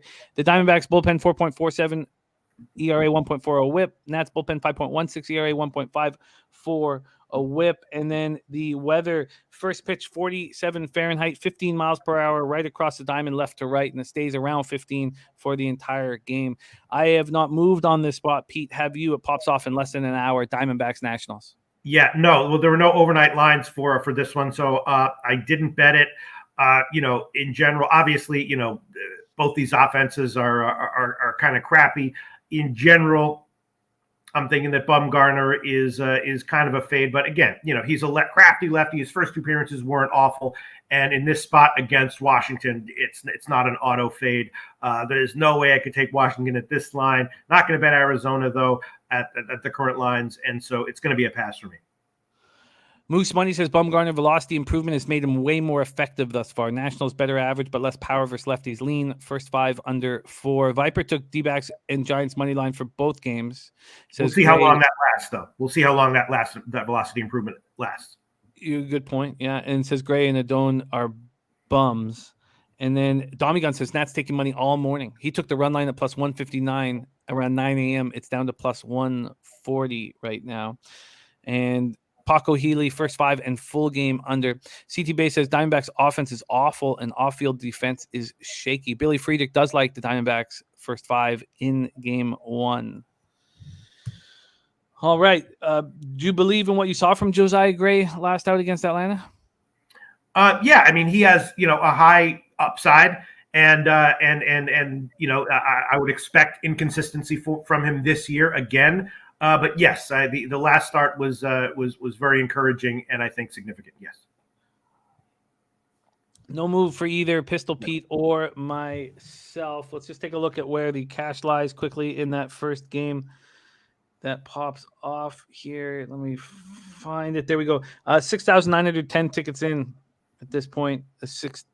You know what? This might have last year when they double dips and the first game was postponed to the following day. They continued those tickets over, but I don't think they've done that here.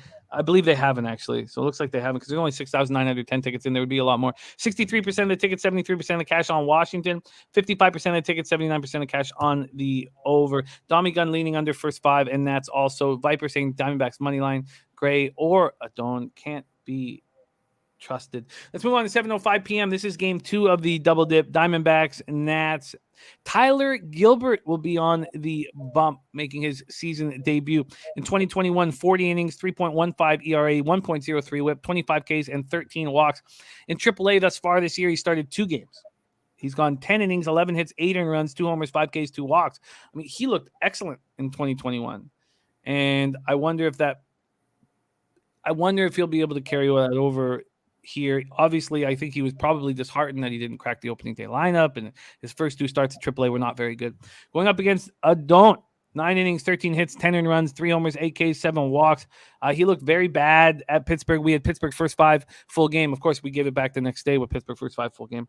But he didn't look good. He was staked out to a lead, a 3-0 lead. Then he fell apart 4 2/3, 9 hits, 6 earned runs, 2 homers, 3 walks, 5 Ks. Do you have any thoughts for game 2? Benjamin Mills liking the Snakes for game 2. Do you have any feeling for the second half? As you know, Jim, I rarely bet second games of the doubleheaders until I've seen what happened in the first game. Once in a while I do. And in fact, I did bet the second game in the Mets doubleheader today already. But this one, classic situation. No way I would bet this one.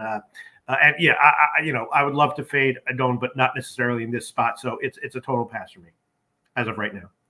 Yeah, I have not moved on it either. When we look at where the money lies, and there's Nilo in the house as he loves the furry Loshak. Hell yeah. Thank you so much for the dono, Nilo, my guy. We love you dearly. Here for the second game, Gilbert versus Adon, we have just 1,370 tickets in, so not a lot of sample size, but 60% of the tickets, 71% of the cash are on Washington. And then 56% of the tickets are on the over, and we don't have a cash flow yet. I wonder if after watching Bumgarner, for 5 innings, let's say, that Gilbert will get, touched as kind of in that hitting a lefty mode. We shall see. I have a feeling that Gilbert is not going to get off to a good start this year, but do I want to own? And if that is the case, I mean, we'll have to look at the lineups and then decide if we want to move on the second half over. But let's just see what the confirmed lineup is to get this game started. Here we go. We have for Arizona, Varsho, Marte, Peralta, Beer, Hummel, McCarthy, Alcantara, Herrera, and Perdomo. For the Nats, Hernandez, Soto, Cruz, Bell, Ruiz, Thomas, Franco, Escobar, Robles. You have to think Washington is just a much, much better lineup. CT Base says Adon's been awful, but D-backs can't hit until Ahmed and Rojas return pass on game 2. Billy Friedrich betting Diamondbacks money line both games. Just need them to split the games. Okay. And Jojo Rich, great to see you, my man. All right, we move on to the next double dip. It starts at 3:10 p.m. Eastern. Game 1, San Francisco Giants 7-2, 3-0 on the road at the New York Mets 7-3, 2-1 at home at Citi Field in Queens, New York. Let's take a look at what the weather is to start this one. It starts at 3 p.m. Eastern, and we have Dommy Gun in the chat, baseball expert and New York Mets expert, and it's blowing hard, and it's left to right. By the end of the game, it's completely left to right, but initially, it's slightly out, 18.6 miles per hour. It goes down to 17.3 and 16.1. Lots of wind. Now, that wind does die down for the second game, which is important. It does die down for the second game. Alex Cobb going up against Tyler Meagle. Cobb, 5 innings, 4 hits, 2 earned runs, 10 Ks, 2 walks in a 13-2 win at home versus the Padres. That was his season debut. And Meagles had 2 starts. He started the opener, and then he started the 2-0 win at the Phillies. He's looked lights out. 11 Ks, no walks. Allowed 6 hits and 10 in the third. Last start, 5 in the third, 3 hits, 5 Ks. Giants versus righties, 262, 805 OPS. Mets versus righties, 259, 791 OPS. Giants bullpen being very good, 2.16 ERA, 1.11 whip. Mets bullpen, 4.06 ERA, 1.33 whip. We have 6,400 tickets in. 54% of the tickets, 54% of the cash on the Giants, 72% of tickets, 88% of cash on the over. Take it away here, Pistol Pete, Giants, Mets. Okay, yeah. So first game is what? Yeah, Cobb against Meagle. Meagle's improvement is super impressive and legit. I was not expecting that preseason, but after his first start, I was on that train. It only took me 1 start, and to look at the numbers that he produced to get on that train. Spin rate's up, his velocity's up, and he's doing great. It's a result also of something fundamental. Reworked his mechanics, only pitching from the stretch, and it's going great. Cobb, though, is kind of similar. His first start of this season, amazing. 10 strikeouts, also changed his delivery, also has an uptick in velocity. The Giants have hit righties well, though.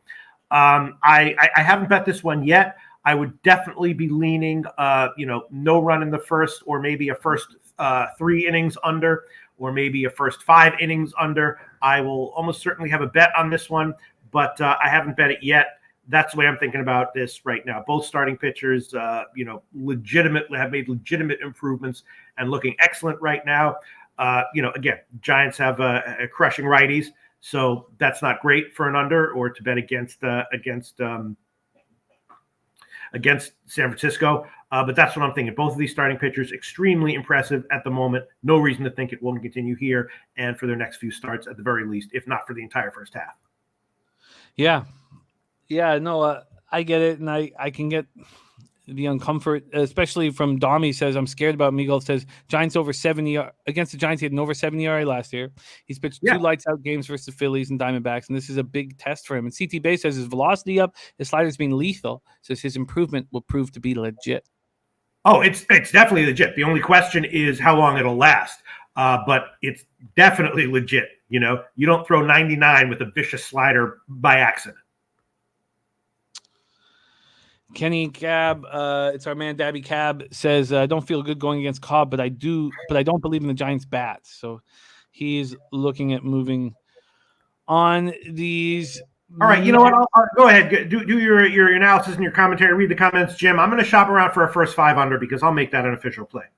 All right, Pete in business here. First 5 under. And Dommy Gunn says his improvement about Miguel, his improvement is legit regardless of today's outcome. My guy G Martinez says I remember G-Man smoked Miguel the second time around last year. Richie Rich looking at the Cobb K prop. Dommy Gunn thinking that it's too high. And Pete, did you find a good first 5 under? Sure, I got at Pinnacle 4 minus 120, and also Jimmy the Bag. I know people were talking about like 3 inning lines, totals, and sides. I know Will Hill offers those. Bet365 offers those as well, right? Mm-hmm. Can we give 3 inning bets in this show? Oh, of course, absolutely. Yeah. All right. I would also be leaning the first 3 innings under 2.5 at minus 160. I'll just go with the 3 inning bet's probably a little bit better, but I'll just take for now the first 5 under 4 minus 120. Interesting. Yeah, let me see what the under 3 would be as well. I like that first run through. 2.5 minus 160 is what I'm seeing at. Yeah, I have minus 155. Yeah. All right, and Mountain Mouse is minus 160 is crazy. Yeah, I'm not interested in that. But the Pete first 5 under 4 minus 120. Pete is on the board, and now for the second game of the double dip, Pete has moved on it. I have moved on it, and one whole bouquet, 48 and 35 plus 21.63 units is also moving on this game. So let's welcome to the show star of the Say Hey Play. Say Hey plays every day at 5:30 p.m. Eastern, Monday to Friday, and then on the weekends at 11:30 a.m. Eastern. Please welcome to the show, Jose Bouquet in the house. Jose, how are you? Hello, gentlemen. I'm doing fantastic. I've had my first bump in the road these last 2 days. Baseball, but I said yesterday was the toughest day of baseball all year. Short card, shitty games. So I'm excited for this game, for this day.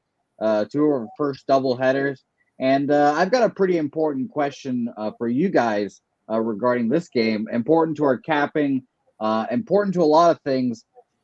Is this 7 or 9 innings? Because 9. I thought this was 7 because they changed the rule with the ghost runner right before the beginning of the season. So I was not 100% sure on that. But either way, I still like my bets. But I just wanted to ask you guys because I've gotten mixed reports on this. So figure it out. This is our first double dip at 9 innings since 2019. Yeah, it's a fucked up sport that we have to ask this shit, huh? But it is an important question for everybody to know. Bo Jackson says 7 innings of play, double hitters. That is not the case, Bo. It is a 9-inning doubleheader. These are our first 9-inning doubleheaders since 2019, and all doubleheaders will be 9 innings. So let's get to work, fellas. We're at Citi Field in Queens, New York. We know that the wind will die down slightly.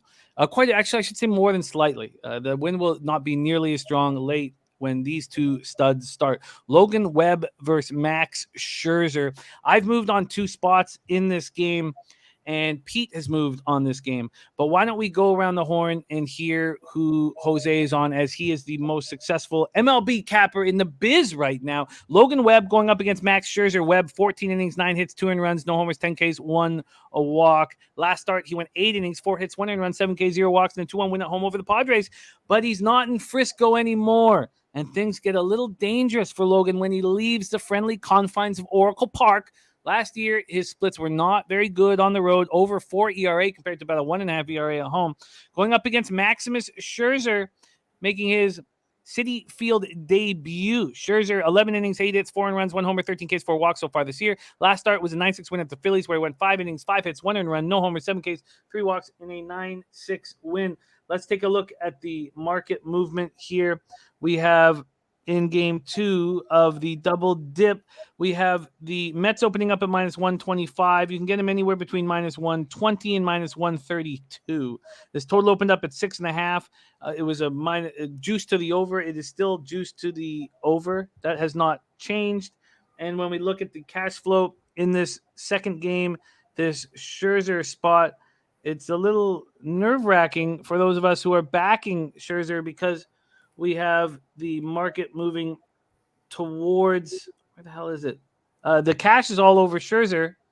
Why isn't it here? But the market is not moving with it. I don't know why it's not here. It's not listed here for some reason. So let's head over to Jose Bouquet to get us started here. Game 2 of the double dip. Giants Mets, take it away. So I did, I knew you were pretty much going to say about the home road splits. I come from the school of Peter Loshak and Jimmy the Bag of capping. So I figure we cap baseball kind of the same way with these splits. I know we love them. So I decided to all right, well, what actually happened? What are these games that he played? And I think, I would say it's widely considered that Webb broke out after, what's the 7th month of the year? June, July, one of those 2 months.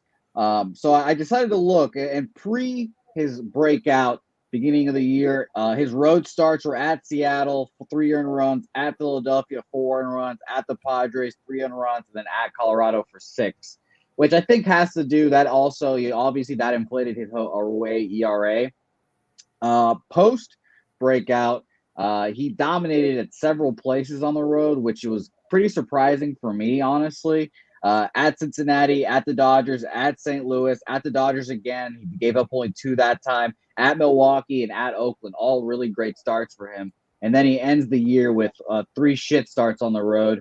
At Colorado again, 3 earned runs, which relatively is not really that shitty. But at Chicago, 5 earned runs. At the Padres, 4 earned runs.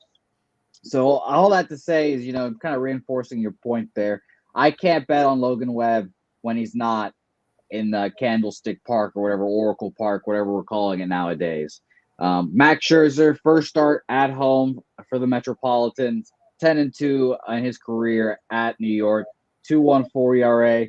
Is that more of a product of the Mets? I think so, but you get the picture there. He likes pitching in New York. This is my first triple up of the year, honestly. I have not done this. I think I've doubled up on several teams this year, but I have not put 3 bets on a team.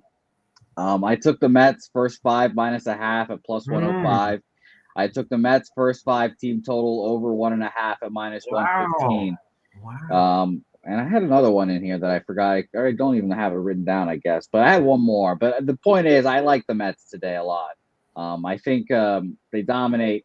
And, I wouldn't say dominate. I just think the Mets bats get to Webb here more than the market expects. And if the Giants give me anything off of Max Scherzer, it makes me feel better about the 3.5. So I guess, it's first 5 team total, or first 5 team total over 3.5. That's the other one I remember now. So I got first 5 over 3 now, actually, at -120. for a first 5 team total over for the Mets individually, and first 5 -0.5 for the Mets. Like I said, I think if we get anything from the Giants offensively, we'll get over the number pretty easily. But I think the Mets get 3 off of Webb by themselves. So let's go over this quickly here, just so I have the right number. So Mets first 5 -0.5 is at +105. Yeah. Mets first 5 team total over 3. That's Mets Giants. It's both of them combined. Over 3 is at -120 right now. Mets First five. Oh, so then just the first 5, not the Mets. Sorry, first 5 over 3 at -120. And so those are the 2 spots you want. Just 2, not 3. Yeah. Oh no, I had the other one was I had the Mets first 5, Mets team total over 1.5, and then the Mets Giants first 5 total over 3. I know there's a lot of numbers for everyone, and I'm sorry about that. Mets first 5 team total over 1.5, and what was that juiced at? -115.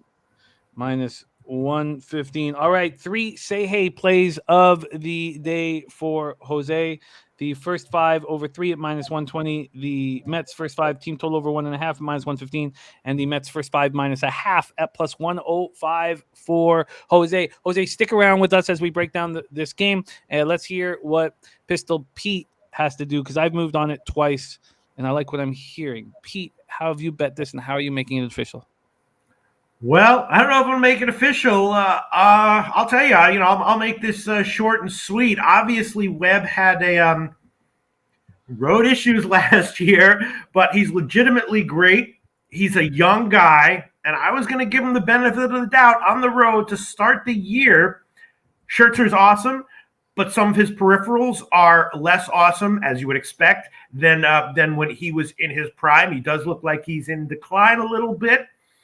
I don't know if I'll make this official, but I will tell you that the bet that I made on my personal account was San Francisco, first 5 +0.5.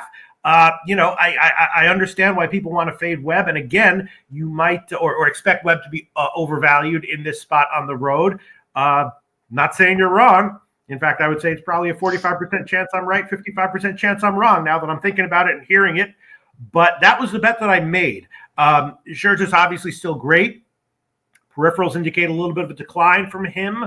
Webb looks flat out great, legitimately for real. Young guy. So I think maybe we give him the benefit of the doubt and think, yeah, well, look at that. Early in his career, he couldn't pitch on the road. And now all of a sudden he can pitch on the road. That's what I did. I don't know if it's the right side. People have talked about how the Mets also have a couple of guys out. The San Francisco also, has good numbers against righties. It's not my favorite bet on the card, but it's a bet that I made. San Francisco +0.5 was a bet that I made. That's how I feel about me having Miami, by the way. I've got the Marlins first 5 on my card. And as you know, Taint and Spreadsheet play of the day are on the Cardinals too. So I feel that way about my Miami Marlins too there, Peter. I hear you. You know what? Let's just make this interesting. I mean, I bet it. I'm not going to take it back. If Jose's on the other side and I give this officially, that means we're head-to-head. That's great, internet content. That's great TV. That's great radio. Let's go for it. San Francisco, first half, +0.5 -135. Head-to-head with Jose Bouquet. It's going to be fun. I was going to mention real quick, numbies against Webb for these pitters. 1 for 4, Pete Alonso with a home run. 2 for 3, Starlin Marte. J.D. Davis, 1 for 3. McNeil, 0 for 3. Dom Smith, only 1 for 1. So familiarity as well with these guys. Sure. Yes. Just to mention it. Pete. Yeah. I know I got you once. I can feel the animosity across the screen, Pete. I can feel it. I can feel you're a little determined. He's like, you know what? This is my chance. I'm going to get him back for Villanova Providence. This is my time. I can feel Remember that Salieri Amadeus movie? And Salieri was like, who is this Amadeus? He was like, that's the guy? That's what. Who is this Jose Bouquet up 22 units? That's the guy? Oh, my God. All right. I'm head-to-head with you one more time, Jose Bouquet. First 5 innings run. I've made 2 bets on this game and haven't been touched by you guys at this point. I took the Giants New York Mets over 6.5 at +100. It's now -1. You haven't been touched by us? Yeah. Oh. Sorry, I didn't mean to take you to a dark place. Over 6.5 at +100. That's moved to -115 my book, so I beat that by 15 cents. I'm happy to see that. And I'm on the Mets full game -1 at +117. As soon as these futures come in NHL and possibly the Scotty Barnes one in NBA, I'm going to open up more books because the first fives didn't come out until about 10:30 this morning on Bet365, and I was losing my mind waiting for them and checking every 10 minutes like a madman. But those are the looks. I'm on Mets -1 at +117, and that I got -130 and +170. Right now it's -125 and +170. So I'm comfortable with my spots. So there we go. Say hey, Mets first 5 -1/2. Oh, by the way, Billy found you a +127 on that at Bookmaker. So 22 cents better than you. So we're going to use what Billy found. Thank you for your service, right Billy. +127. By the way, yeah. I would like to say this before I depart and secede to the background. Baby Jesus, aka Jesus Luzardo, I believe in him this year, and obviously, my guys, fucking Taint, Matt Randall, and Ron don't believe in him this year. I'm gonna let you guys know now. Velocity increase in his spin rates. I'm just dissuading people now. I have Miami Marlins first 5. We could obviously both cash, and the Cardinals have the best bullpen in the league right now, allegedly. But I believe in Baby Jesus, and I just want you guys to too. I love Luzardo. I mean, he was the guy where you were like, you got to show me first start of the year. Okay. Wow. Very impressive. Very, very. It's not easy to have electric stuff, command issues, and solve your command issues. And that is very impressive what he did in the first start. Yeah, and he has to do it again, obviously. Yeah. 50% sliders. I don't know how sustainable that is. Be careful of starters who throw a ton of sliders. Like I've said, arm issues can creep up very quickly. But yeah, if you're throwing 98 and half of your pitches are effective sliders, I mean, you're going to be lights out. I love that spot. I want to bet on Luzardo bad, and we all believed in him. We thought he was going to be the ace of the ace, and so it's just I don't think it's a fade against Luzardo. I think it's just a belief in the Cardinals' bats against lefties. But you know what, Jose? Why don't we bring you back for that game because it'll be interesting to hear breakdown. So why don't we bring you back for the Marlins game? We have 3 spots from the Say Hey plays. Again, record is unbelievable: 48 and 35 plus 21.63 units. What a spectacular work. Let's get that average line worked out while we can because it'll help tell the story of what you're doing. Well, I think, I tried I'm using a different spreadsheet than yours because yours is too convoluted for my pea brain. But I think it's at just straight even money right now, which is pretty impressive. I think I've got a +100, which is pretty weird. I didn't expect it to be such a round number, but that's allegedly. I'm not a math guy, as you guys know. You're doing spectacularly well in MLB this year. Who is your guest on today's big show at 5:30 p.m. Eastern? It's our guy, the Spin Doctor. He's back from a cruise. He's probably tanned up a little bit, which is nice. Like I told you guys, I'm in a little bit of a funk these last 2 days, and I need that statistical analysis to really just wash over me. He's going to tell me about the umpires, all that good stuff, and he's a great guest, so I can't wait. Shout out to the Spin Doctor. The Spin Doctor will be joining Jose Bouquet today on Say Hey Plays at 5:30 p.m. Eastern. Okay, we'll bring you back for the Marlins game. Let's keep rolling, Pete. The next spot on the board is my first triple up of the season. Chicago White Sox 6-3, 2-1 on the road at the Cleveland Guardians, 4-5, 0-3 at home. We're at Progressive Field in Cleveland, Ohio. There's D. Jenkins in the house. Great to see you, Dab Fenn. It's great to have all you guys here. Mally Mal, CT Bays, Cashman 19, Eric Jones, Paco Healy, Billy Friedrich. And Billy Friedrich says, what's your line cutoff in MLB? I'm having problems with it, but it's minus. I don't know what to do with MLB line cutoffs. Everywhere else is minus 135. Pete, I don't know if you have one. Do you have a spot? Do you have a number in your head where you don't want to, it's too juiced? Like what's your line cutoff in MLB? Oh, I have no line cutoff. I mean, obviously, anytime I'm taking a big favorite in any sporting event, I force myself to think twice about it. But I have no line cutoff.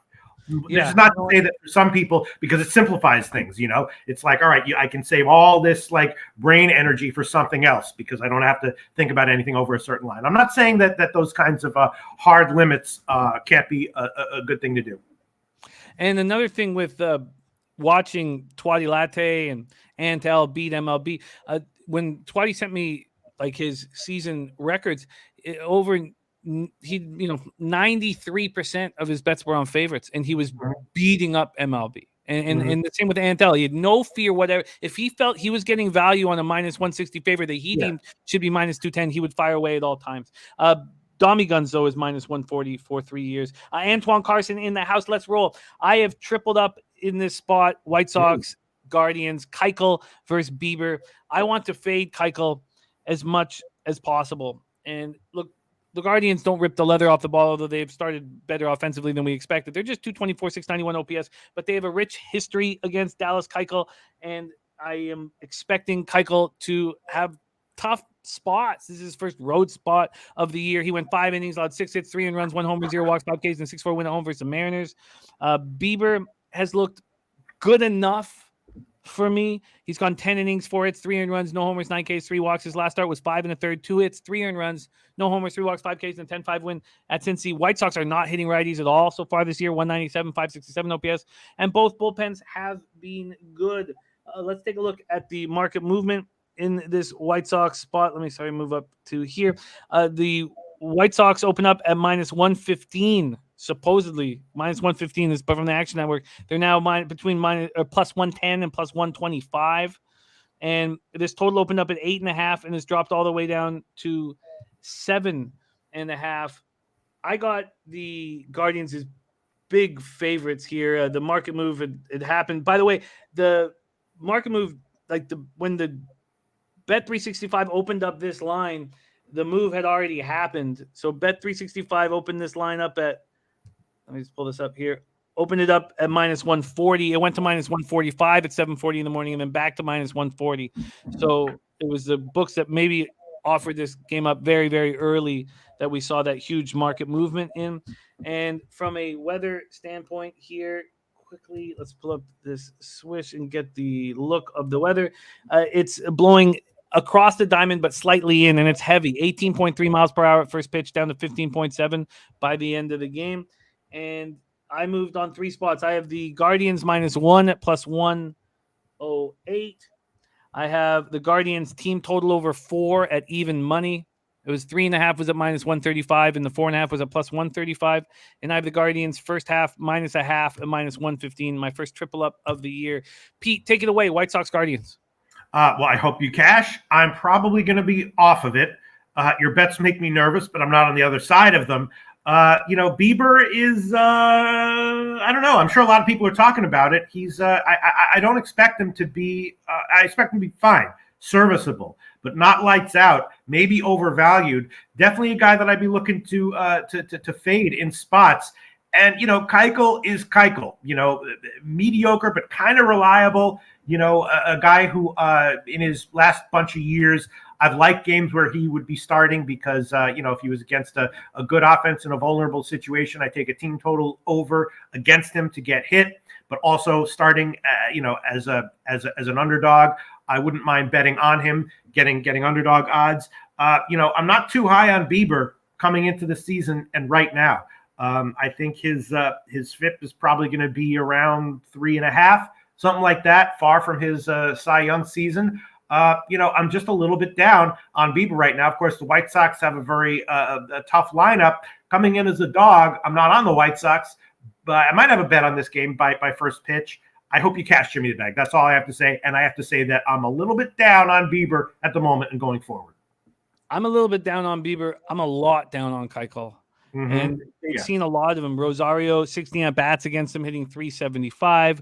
Jose Ramirez, 22 at-bats against him, hitting 318. Now, Jose Ramirez does not have much, hasn't hit a homer against them, so not a lot of power. You got Jimenez, Hedges, and Owen Miller all 1 for 2 against them, which doesn't say a lot. Franmil Reyes, 3 for 12 against them. And then when you look over at the White Sox, it's Tim Anderson and Eloy Jimenez that you have to worry about. The rest of the guys, I guess Jose Abreu, 267 and 30 at-bats, I guess shouldn't be not talked about. But a lot of these guys struggle against him, and I know he's not what he was, but I think that Keuchel will be someone I want to fade, and they want to put him in cushy situations. I want to fade him on the road. I just want to fade him. I want to fade him as much as possible. and that's what I'm doing here. But I can understand you liking the White Sox at this price, and I can understand CT Bay saying I like the Guardians at -120, but not -140. And quickly to our guy Damon Santori says the Rona finally got me and the family. Feels like I'm hungover and did ecstasy the night before. Damon, we love you, man. Get better fast. Hope you and the family get better fast. It's been pretty light on everybody who's got it, so I hope that is the same for you. Please let us know. Please let us know how this all. Just give us updates because we care about you very much. Dennis Garcia is on the White Sox money line. Real Deal Prime's taking a shot on the White Sox. I mean, I definitely, if I were going to take Cleveland in this game, I would definitely put them first 5 because Cleveland's pen has been suspect. And I may well have a bet on the White Sox full game as a dog by first pitch. Yeah. Billy Frieder says White Sox career K percentage versus Bieber, 34.44%. I understand that maybe we shouldn't focus too much on the records that Bieber's had, but I still think in a spot where we've seen a lot of Keuchel that Cleveland should be able to get after him, and I'm hoping they will at home, and they haven't won at home yet, so we're going to take care of it. Damon says, just seeing the baby sick is scary. Thanks, everyone. You guys are best. Oh, we love you. We love you, Damon. Great to see Sean in the house. All right, let's move on to the next spot on the board. 6:40 p.m. Eastern, Pete. The New York Yankees, 5-5, 1-2 on the road. I only have one other bet. So we've gone over 5 of my 6 bets. I only have one other bet. And so let's see what is added here. Yankees, Tigers. Oh, by the way, Nutflush says it sounds like that this game goes over. There's been big money towards the under, I'm guessing, because it's gone down quite a bit. There's 9,495 tickets in. 56% of the tickets are on Cleveland, 70% of the cash, and then 47% of tickets are on the over and 97% of cash. Wow, all that money on the over and it's gone. Let me just quickly see what Bet365 has done with the total of this game. Oh, they opened it up 7.5, and that was yesterday at 5 p.m. You know, I feel like the Action Network isn't really helping me with these market moves, and I just our old site where we worked has taken off all of the offshore books, and they're only using the legal license books, and I'm not sure if that's helping me the way I would like it to. Let's go to Comerica Park in Detroit, Michigan, Pete. We have weather first. First pitch, it's cold, 42 Fahrenheit, goes down to 38 Fahrenheit, and it's blowing out heavy at first, 17.3 miles an hour, and it goes down to 11, and it's going out to left center. Mally Mal says, Yankees ain't hitting shit right now. Sharon's on New York Yankees, no run first inning, and first 5 under. First 5 under. Garrett Cole going up against Tyler Alexander. Garrett Cole's throwing 9 2/3 this year, 8 hits, 6 earned runs, 3 homers, 9 Ks, 2 walks. Jose Bouquet has been fading him, and it has been working. And I'm very curious to know if Jose is doing it again here. In his last start, Jose did fade him, and it was successful. 5 2/3, 4 hits, 3 earned runs, 2 homers, 6 Ks, 1 walk, and a 6-4 loss at home to the Blue Jays. Tyler Alexander has had 1 start this year. He's gone 5 1/3, 5 hits, 3 earned runs, no homers, 4 Ks, 0 walks, and a 5-3 loss at home. Versus the Red Sox, Yankees aren't hitting lefties, 206, 628, and the Tigers aren't hitting righties, 175, 553. Both bullpens have been very good. Yankees bullpen 2.08 ERA, 1.24 WHIP. Tigers bullpen 2.97 ERA, 1.09 WHIP. Let's pull up the market moves in the Yankees game here, and we're just going to stick to what Bet365 has done. They opened it at -210, and now it's -225. And from a total perspective, they opened it yesterday at 5 p.m. at 8.5, and it has dropped all the way down to 7.5. Wonder if it's the cool weather that it plays a big part in that. And here, Sports Insights, they have 3 teams that they say have full line value, that being the Pirates, the Detroit Tigers, and the Texas Rangers. There's 10,138 tickets in. 29% of the tickets are on the Pirates and 57% of the cash. 67% of tickets are on the under and 84% of the cash, and it's dropped a full run. Take it away here, Pistol Pete. Yankees, Tigers. Yeah, I've been fading Cole as well and doing well with it. Ever since the sticky stuff happened, I've had a pretty good read on Cole. Actually, I've had a good read because when he was great and using the sticky stuff, I was betting opposing team first 5 inning team total unders with him, even at 1.5 -180 or whatever, and doing well with it. Right now, in this spot, I admit that on the overnight line, I did bet Detroit at that massive line. Alexander is serviceable, and I think the Yankees are overvalued right now. So I did bet him at plus 190. If it loses, that's okay. And I'm probably going to bet the Tigers team total over at just 2.5 minus 123. I'm still down on Cole, but maybe not super down on Cole. His last start, his stuff actually did kind of look good. And, he gave up 2 homers, to Vlad, which was terrible. And, obviously you can't say except for the crappy shit you did last start, you were great, obviously. But, there's some negative peripherals for Cole and some signs that he might not be that bad. And people are sneaking the sticky stuff one way or another onto the balls again, I think. So, I'm agnostic, right? I think the jury's still out about what to expect from Cole going forward. Although at this big of a dog line and with that low of a full game team total, I have to take the Tigers. So yeah, it's an interesting game. I might give the Tigers team total over here as an official play. I'm kind of down on Cole, but not as super down on him as I was last year and as Jose might be right now. It's an interesting game. I don't think the Tigers should be this big of a dog, and I did bet him. I get it. I get it. I completely get it. Well, we're going to bring Jose on for the next game, which is the Marlins Cardinals, to hear his talk about Luzardo. Why don't we bring him on right now and hear what he's doing for Yankees Tigers? Jose, have you moved on this one? No, because this is an ideal spot for Garrett. He's going to pitch well, get his line value up, and then next game, when he pitches against someone competent, well, that's when we'll fade him. Tyler Alexander is not the pitcher, and the Tigers are not the lineup. But plus 190, I couldn't not take that. So I did bet that. No, I'm not good enough for me, unfortunately. If I want to fade Kermit against a shitty team, I need plus 250 or better. But that's just me. Sure. And it might lose, but, I did bet that on the overnight. CT Pace says, are Yankees going to score, though? Great to have Red Girl rolling with us. CT Pace says, Tigers money line all day. Says Cortez was elite and the Yankees couldn't beat the Orioles. Price and value on Detroit. Mike M says Detroit first 5s for money to start the season, so if we can just get through the 5, wind is at our back. And Vipe says, yeah, fade Cole next game. Let's move on to the Cardinals Marlins. Cardinals 5-3, 2-2 on the road. Marlins 4-5, 3-1 at home at Lone Depot Park in Miami, Florida. Adam Wainwright, 10 in the third, 13 hits, 4 runs, 1 homer, 13 Ks, 2 walks. There's a lot of money on Adam Wainwright in his last start. Mm-hmm. He took it right in the ye old prison pocket. 4 in a third, 8 hits, 4 earned runs, 1 homer, 2 walks, 7 Ks in a 5-1 loss at the Brewers. Jesus Luzardo, 5 innings, 2 hits, 1 earned run, 12 Ks, 1 win in a 4-3 loss at the Angels. Cards are hitting 281, 981 OPS versus lefties, smashing them. Marlins versus righties, 258, 773 OPS. That's the best numbers they've had against righties in the years. Now, very small sample size. Cards bullpen 2.14, ERA 1.13 whip. Marlins bullpen 3.34, ERA 1.11 whip. First and foremost, Taint is on the Cardinals. Taint is on the Cardinals at minus 115. Speaking of the bottom mouth, the Taint plays a big role in the bottom mouth, and the Taint is on the Cardinals.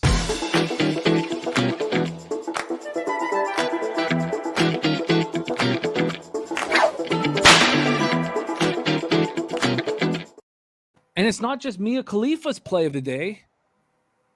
The spreadsheet play of the day is also on the Cardinals. We're at the corner of Taint and Crawford.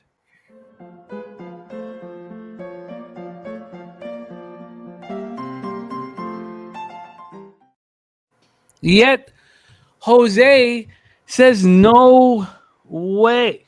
He likes Luzardo, who's coming off a beautiful start, 12 Ks in 5 innings, 2 hits, 1 earned run in a 4-3 loss. Let's take a look at where the cash lies in this spot. We have here with Luzardo. Sorry, I'm having a second finding it. There we go. 8,725 tickets in. 26% of the tickets, 36% of the cash on the Marlins. Then 58% of the tickets, 86% of the cash on the under. And when we look at what the cash flow has done, the market move has done in this Luzardo spot, we have St. Louis opening up at minus 125. That was yesterday at 5:02 p.m. Now it's a pick'em. And when we go to totals, open at 8.5, heavily juiced to the under. Now it's 7.5. Let's start with Jose's breakdown. Did you move on the Marlins? Oh, you said you did move on the Marlins, and you're not extremely confident. Take it away, and then we'll hammer it down to Pistol Pete.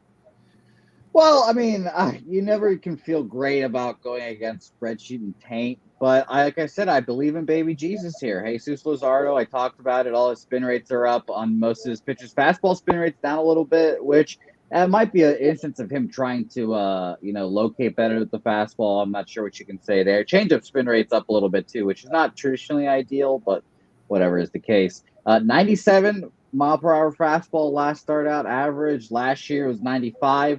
See the upgrade there. And I know we take spring training stats with a grain of salt, but against the Cardinals in spring training, 3 innings pitched, no earned runs, 2 Ks. First time around through the order with the big boppers. It had Nolan Arenado, Goldschmidt, all those guys. So the more I talk about this game, the more you can see a first 5 under as well. But I have the Marlins first 5 minus a half at plus 120. And obviously, Jim, like we say, we love home road splits. Wainwright's not as good on the road. That's just a fact. I would rather take Jesus here, the young fireballer. My main concern would be the bats of the Miami Marlins going silent. Just some crappy old guy shit from Wainwright spitting on the ball, throwing fucking curveballs left and right, and just keeping them off balance. But I was trying to do the research into the Cardinals being first against left-handed hitter or left-handed pitching right now, a 981 OPS, 281 average, and 64 at bats. So obviously super small sample size there. And I was looking, and I only found one left-handed starter go against them this year. And so it seems like it's just been relievers. Someone can double check me. It's been Aaron Ashby of the Milwaukee Brewers, apparently, and he went 4 innings, 2 hits, 3 runs, none of them earned. So I don't know if it's just the small sample size, them just beating up on left-handed relievers, or what. I just don't know if this Cardinals team is as good as it is right now against lefties. I'm going to take Jesus. Jose. Yes, Pete. They also crushed lefties last year, though, entire year long. 115 WRC plus against lefties, 92 against righties. That's perfectly fine, but I'll take my chances with a new offense here. I'll take my chances, new year, and maybe it needs to get a second to get going for sure. And the other thing you can think about is, are other teams purposely not pitching left-handed starting pitchers against them? That could be a case as well, obviously. But a plus 120 here. I flipped the first 5 line like I usually do it for the minus for them. I took it at plus 120. I just thought at home. Just too good to be true. By the way, if you care about these kind of stats early, Marlins 3-1 right now at home so far. Very interesting. It's not a say-hey play today, but he is on the Marlins. We have a lot of cappers back in that first 5 under. CT Bays on it. Viper says total's gone under in 5 of Miami's last 6 games when playing St. Louis. Pistol Pete, Loshak, Cardinals, Marlins. What's your move? Yeah, obviously Luzardo is the real deal right now. How consistent will he be? How long will it last? Those are the questions, but he's definitely the real deal right now. Now, again, when you have a 24-year-old guy who used to have command issues, has one lights-out start where he solves them, that's an incredibly good sign. It means that he's probably going to be great going forward, but it's definitely not a guarantee. And if someone like Luzardo comes in and all of a sudden has 5 walks and is like not putting it together in his next start, I would not be surprised at all. Wainwright, I'm not sure why Wainwright is a 40-year-old veteran. Does he really have? St. Louis is a pitcher-friendly park, so I would expect his numbers to be better at home than on the road. And of course, Miami is a very pitcher-friendly park as well.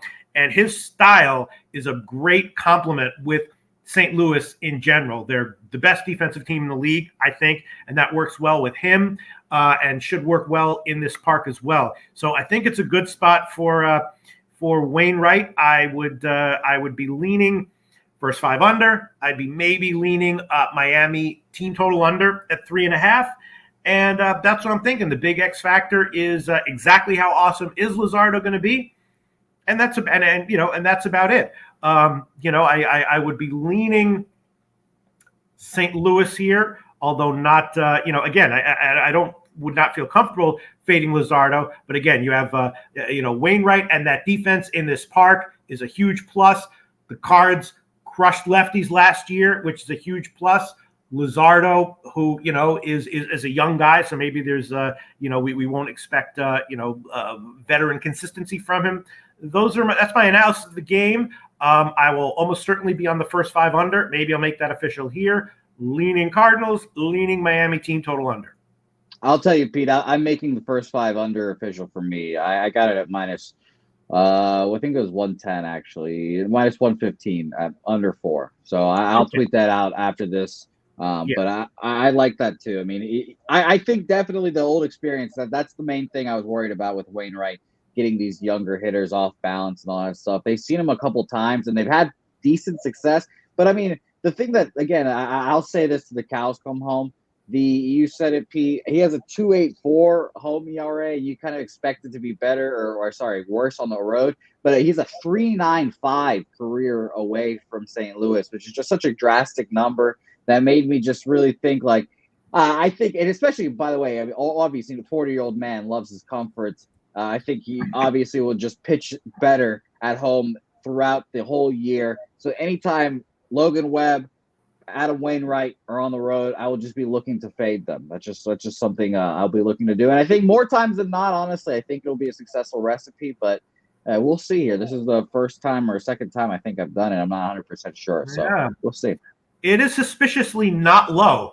I'm seeing 4 minus 104 at Pinnacle.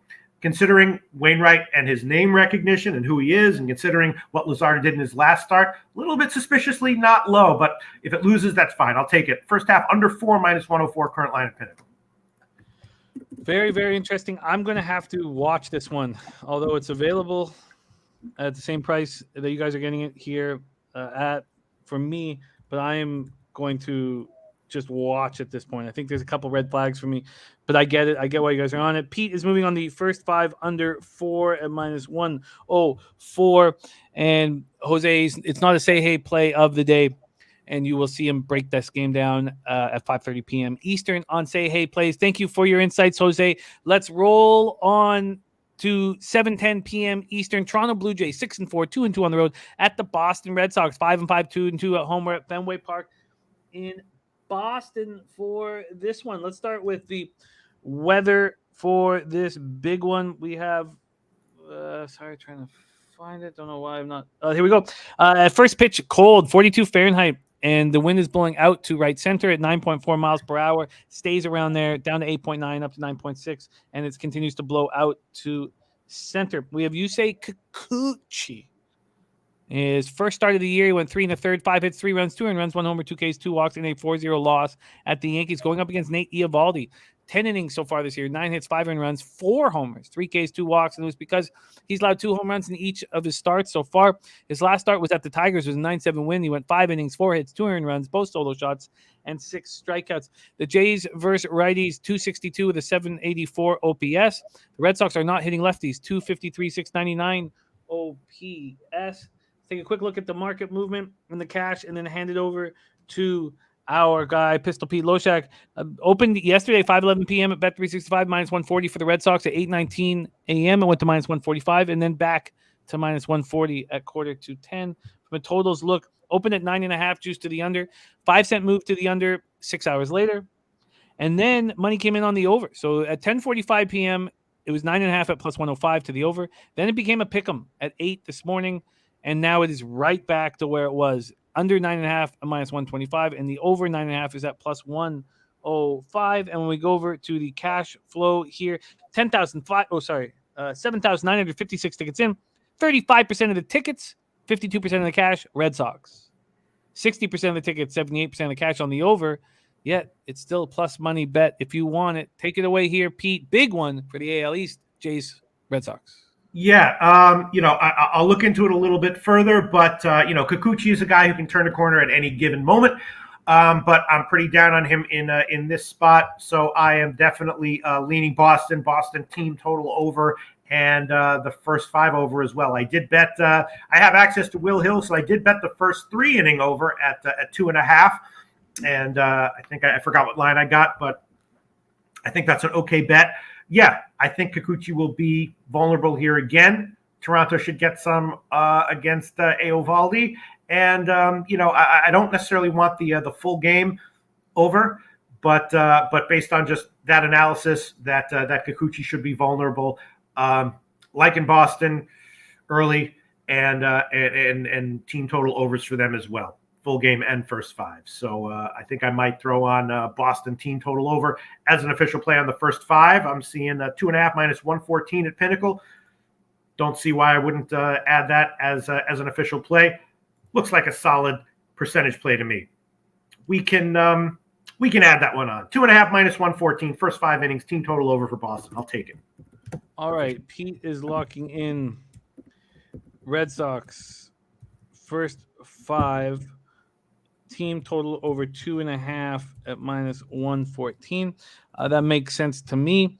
Eovaldi's being able to shut down Vladdy throughout his career, 11 at-bats. Vladdy hitting 182 against him with no homers and just one ribby. George Springer, 12 at-bats, hitting 083 against him. It's Bo Bichette who gets to him, who swings at everything.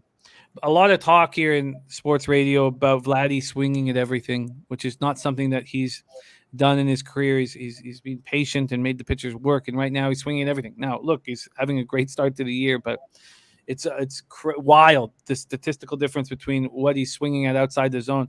I mean, he's got Bo Bichette swings at everything, leads the league in hits. Vladdy is not someone who does that, so there's a little concern there, but he's looked excellent. And these guys hit him. JD, I mean, who? And actually, you know what, Jim? Yeah. Can we give 3 inning bets on this show? Of course, yes, absolutely. Okay, anything is available anywhere. Will Hill, Boston, first 3 innings, minus 140. We can make that official as well. Red Sox, first 3 at minus 140. I get that. Bogarts, 3 for 6 against them as well. Bo Jackson looking at the Jays money line. Birdie looking at the over first 5 and full game. And Lourdes Gurriel has nice numbers against Eovaldi, looking over a homer for over a half, over 1 homer. Chapman over 1 and a stolen base for Vladdy. And I don't see why Kukuch doesn't get touched here. I think he will get touched. Eovaldi has nice numbers against the Jays, and the Jays are missing Teoscar Hernandez. I don't see why. Let me just check one thing before I pull the trigger here quickly. And we are off. The game is afoot in Washington, and we have Domi telling us that there is a very, very few fans in the stands. Eovaldi looked bad in Detroit, and that first start he had at New York. So he gets his first home start of the year. This is going to be a move for me. Let's just see what the price will be. I'm going to take the Red Sox first 5 minus a half here. Minus 160 for the 3 innings for me, which sucks. But this first 5 minus a half, I'm in. Red Sox first 5 minus a half for me. And this will be in addition to my card. First 5 minus a half. And there we go. All right, let's roll on. Bo Jackson. One more, Jim. You can add on the first 3 over as well at 2.5 minus 135. That's also at Will Hill. I don't care that I'm tripling up on this one. It's fine. Pete, Red Sox first 3, and what is the over? What was it? 2.5 minus 135. All right, Pete is locked in. 3 spots for Pete, 1 for me. Let's roll on. 7:40 p.m. Eastern. Pittsburgh Pirates 5-4, 1-2 on the road. Milwaukee Brewers 5-5, 2-2 home. We're at American Family Field in Milwaukee, Wisconsin. The roof will be closed. JT Brubaker going up against Corbin Burns. Brubaker's not looked good this year. 7 1/3, 9 hits, 8 earned runs, 1 homer, 7 Ks, 7 walks. His last start, we got paid, but he didn't look good. 4 1/3, 5 hits, 4 earned runs, no homers, 5 Ks, 4 walks, and a 9-4 win at home versus Washington. We figured at home, because the splits were so wild last year, home and road. Home he was good, but he wasn't good in his first start. Corbin Burns righted the ship after a poor opening start. Last out went 7 innings, 3 hits, no earned runs, 8 Ks, 1 walk, and a 4-2 win at Baltimore. Pittsburgh hitting 261, 709 OPS versus righties. That number is dropping. They did get off to a hot start. Brewers versus righties, 231, 684 OPS. We'll take a look at the money and the market and then hand it over to Pete. We have the Pirates opening up at plus 195 yesterday at 5 p.m. They're up to plus 215. So a 20-cent move towards the Brew Crew. This total opened up at 7.5 for the Pick'em. There was a 5-cent move to the under. It's come back to – oh, no, sorry. Now there's another 5-cent move. So we've had a 10-cent move to the under. It's now 7.5 at minus 120.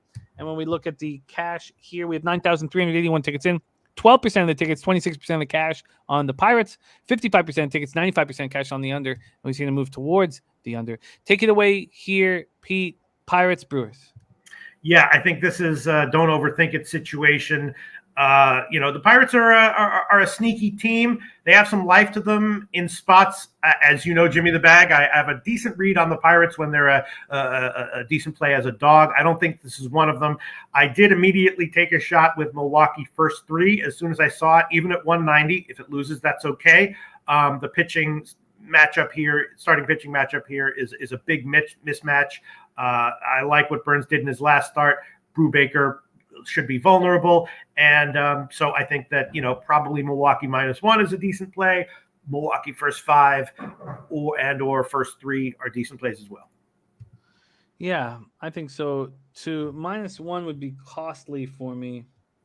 Let's just see how much it would cost if I wanted to put the first 5 -1. Were you talking full game -1 or first 5 -1? No, full game, yeah. Full game. Because, I don't believe in the Milwaukee pen as well. Yeah, no, it makes sense. And just a little more expensive for me to do that. The -280. Oh, sorry, that's the first 5. Sorry, let's just go to the first 5 -1 is -137, and the full game would be much more expensive. Huh. Interesting. Joseph Gomez said Brewers shouldn't be -250 to the bad news Bears. Moose Money looking at the Brewers Yankees parlay. I don't think that's too bad of a price though for the first 5 -1 for the Brew Crew. I will think on that a little bit more. Let's move on. 7:40 p.m. Tampa Bay Rays. You know what, Jim? Yeah. You can give me at Pinnacle Brewers first 5 team total over 2.5 -105. You can give me that. Brewers first 5 team total over 2.5. And you can also give me Brewers first 3 at -190. Current line at Will Hill. All right, Pete, firing shots. Pete is on the Brewers. Sorry, Brewers first 3 at -195 or 190? No, 190. -190. All right, let's keep rolling.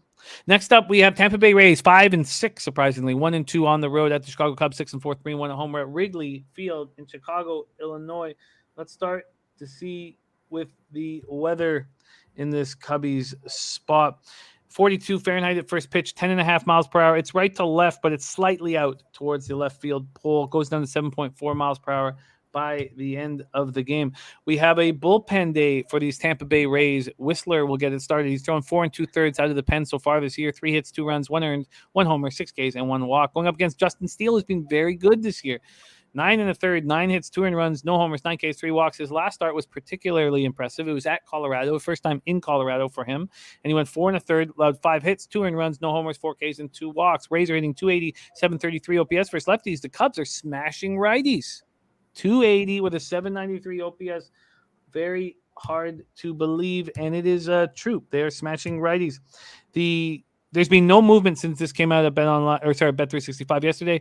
The Rays are -115. They're still there. The total has moved. It opened up at 7.5 this morning at 8:10 a.m. and is now up to 8. And that move happened about 45 minutes ago. And cash-wise here in this Cubbies spot, we have 5,409 tickets in. 55% of the tickets are on the Rays and 86% of the cash. Then we have 37% of tickets and 85% cash on the under, and it's gone towards the 8, which is interesting. Gone up half run. Take it away here, Pete. Rays, Cubs. Yeah, there was no total on the overnight line. I got nothing on this one. Steele, first 2 appearances is not bad. I want to look into his peripherals a little bit more, see what the projections are for him, and look into my first thought. If you gave me a free bet on it right now, I'd probably take first 5 under. But no play for me on this one. Yeah, are you surprised that it's gone from 7.5 to 8? Does that surprise you? No. All right, that is Rays Cubs. I don't feel like there's a risk reward fading Steele here, and I'd be very interested to hear what you have to say about him as we move forward. All right, let's keep moving because we got NBA up next, and Wham Bam is going to be rocking with us. 8:10 p.m. Eastern, Los Angeles Angels 6-5, 3-2 on the road at the Houston Astros, 6-4, 1-0 at home at Minute Maid Park in Houston, Texas. Sandoval going up against Framber Valdez. Sandoval has started once this year, went 4 innings, 3 hits, 1 run, wasn't earned. No homers, 6 Ks, 3 walks, and a 4-3 win at home versus Miami. Valdez only lasted 3 innings in a 3-2 extra inning loss at Arizona last out. Allowed 2 hits, 1 earned run, 3 Ks, but 5 walks.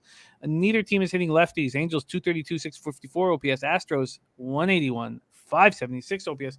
When will that change is the big question. Let's take a look at what we are dealing with market-wise.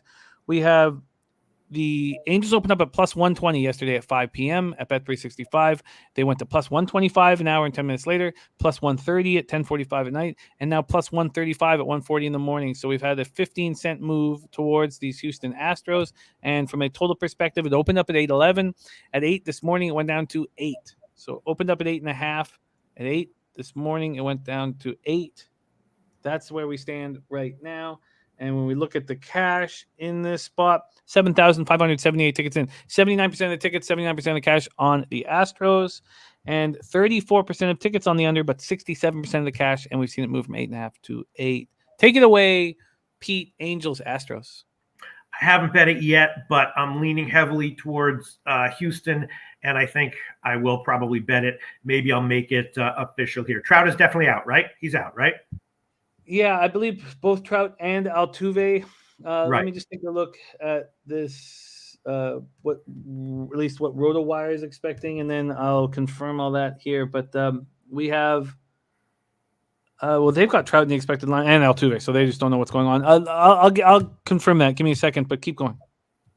Yeah, so Sandoval, his last start was good. Gave up a bunch of walks though, and historically he has not been good against Houston. And Valdez, in general, I'm pretty high on him, although he has control issues and exhibited that in his last start. But when that's not a problem for him, he gets a lot of grounders, and I kind of like him. So a good amount. So all things considered, it's not a huge line for Houston, and I'm definitely leaning that way. And I think I'll make it official. What the hell? I'll find a Houston -1 line. So if they win by 1, I'll eat a push there. There is volatility, I think, with both starting pitchers. So that's why I'm going to take a more of a dog, close to a dog line than the big favorite line. I'm seeing -1, -106 at Pinnacle. I'll quickly see if I can find a little bit better somewhere else, but definitely liking Houston here.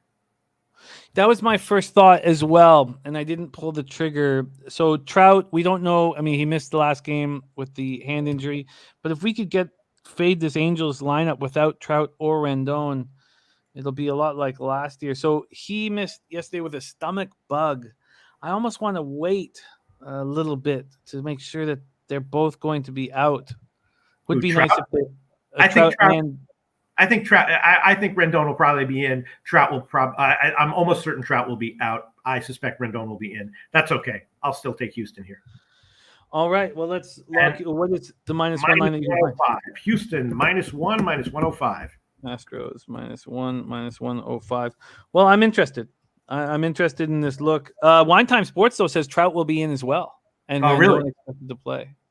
Okay, he said okay because I was reading that it's a pretty serious bruise that he's got there, and that they're gonna keep him out. But maybe that's just misdirection. So Trout is in then. That's what Wine Time Sports is saying. And there's a schnizzle in the house. Great to see you, my guy. Running very hot in NBA. Right. We're almost on NBA. Say what, Pete? That's fine. If you can keep it -1, -105 is fine. I like the idea. I'm going to wait and get more information, but Pete is in on the Astros -105. All right, let's go to the only other bet. The first 5 we've already talked about. The last one for me is here. Those of you who've been watching me cap last year MLB know that I have a love for Carlos Hernandez, and I like the fact that he didn't open up with a good start. I feel like that's giving me better value. Now, I don't want to fade Chris Archer, so I just moved on the first 5 under 4.5 at -110. Be curious to see what that is right now. And it is still right there. Kauffman Stadium in Kansas City, Missouri. The Twinkies 4-6, 2-2 on the road. The Royals 3-5, 3-4 at home. Let's take a look at what the weather is in Kansas City, Missouri. And it's 53 Fahrenheit and drizzle to start it off. But then the rain goes away and it's just cloudy. 12 miles per hour. And for the first hour. So if the game is held up a little bit because of the drizzle, that will be good because it opens with the wind blowing out slightly, but within 2 hours, it's just straight across the diamond, which will help these pitchers. Chris Archer started once this year, looked pretty good. 4 innings, 2 hits, 0 in runs, 3K, 0 walks, 7-2 loss at home versus Dodgers. Hernandez, 4 1/3, 6 hits, 4 in runs, 1 homer, 1 walk, 2 walks, and a 10-7 loss at home versus Guardians. Twins aren't hitting righties, 187, 621 OPS, and Royals aren't either, 214, 582 OPS. My fear of the Royals bullpen is the only reason why I took the first 5 and not the full game. And Bruce Hayward saying Trout is in. Okay. Bruce Hayward saying Trout is in. Anders Larson saying I love the under 8.5 full game. Now I like it more. Let's take a look at the market. There's been no movement on this line, money line at Bet365. Opened up yesterday, -115 is still there. And there's been no movement on the total. Opened up at 8.5, slightly juiced to the under, and it is still there as well. And we go over to the cash flow in this spot here. 5,535 tickets in, 39% of the tickets, 58% of the cash on the Royals, 52% of the tickets, 63% of cash on the under. Any interest for you here, Pistol Pete? Take it away, Twins Royals. Yeah, this is a very tough one because it involves this guy Hernandez, who has bad stats, bad peripherals, but great projections, and he's figuring out how to put it all together. And at some point, he probably will. I suspect long term he will be significantly better than what his stats and his peripherals are indicating right now. But as of right now, they are not good. And his last start was not good. Wasn't getting any strikeouts, but he's got a great fastball, spotty command. His velocity was a little bit down in his first start, but that was because he was figuring things out. So, you have a guy here with a live arm. They believe in him, still figuring things out, and it's not exactly sure how bad or good he'll be while he's figuring things out and when that's going to happen. So I guess I'm going to have to pass, although I'd love to take a shot somehow. I don't know. I'd love to take the first 5 under, but then again, if Hernandez is just not figuring things out, he could get hit very quickly. And KC is a far superior defensive team than Minnesota. Minnesota has the better lineup, but I would say KC is top 5 or top 3 defensively in the league, and that's something that does matter. So it's a pass for me. Just a lot of information and things to think about right there. Pass for me though, as far as a bet. Yeah, I made a lot of money on the arm of Carlos Hernandez last year. He's one of my most successful angles, and I didn't bet him on the first start, and I like that he's getting a second home start. I like that very much, and I expect a much better performance. Yeah. All right, let's move up. Coco Bongo went to the beer store and the dispensary, all loaded up for the day. And, of course, we're still on 8:40 p.m. Eastern, Philadelphia Phillies, Colorado Rockies, Coors Field, Denver, Colorado. Kyle Gibson going up against Kyle Freeland. Freeland did not look good in his last start. He had a terrible first inning, and then he, allowed 3 innings, 3 runs in the first inning, and then kind of got his shit together. I lost money on him, though. 5 1/3, 9 hits, 5 earned runs, 1 homer, 2 walks, 1 K, and a 5-2 loss at home. First, the Cubs and Steele. It was that game against Steele. He's gone 9 innings so far this year, 14 hits, 10 earned runs, 1 homer, 7 Ks, and 4 walks. Bruce Hayward on the Phillies money line. Vitalis in the house says Phillies -0.5, first 5 at +100. Freeland has not found his control again for another year. Phillies stacking all right-handed bats versus the lefties. Freeland BABIP sits at 406 and has got worse for the last 3 years. Going up against Kyle Gibson, 11 2/3, 7 hits, 4 earned runs, 1 homer, 1 K, 3 walks. Last start was on the road, and it wasn't as good as that great home start that he had. He went 4 2/3, 5 hits, 4 earned runs, 1 homer, 6 Ks, 3 walks, and the 4th loss in Miami. Phillies are smoking lefties, 279, 899 OPS, and Rockies are hitting righties hard, 277, 823 OPS. Take a look at the weather in Colorado here.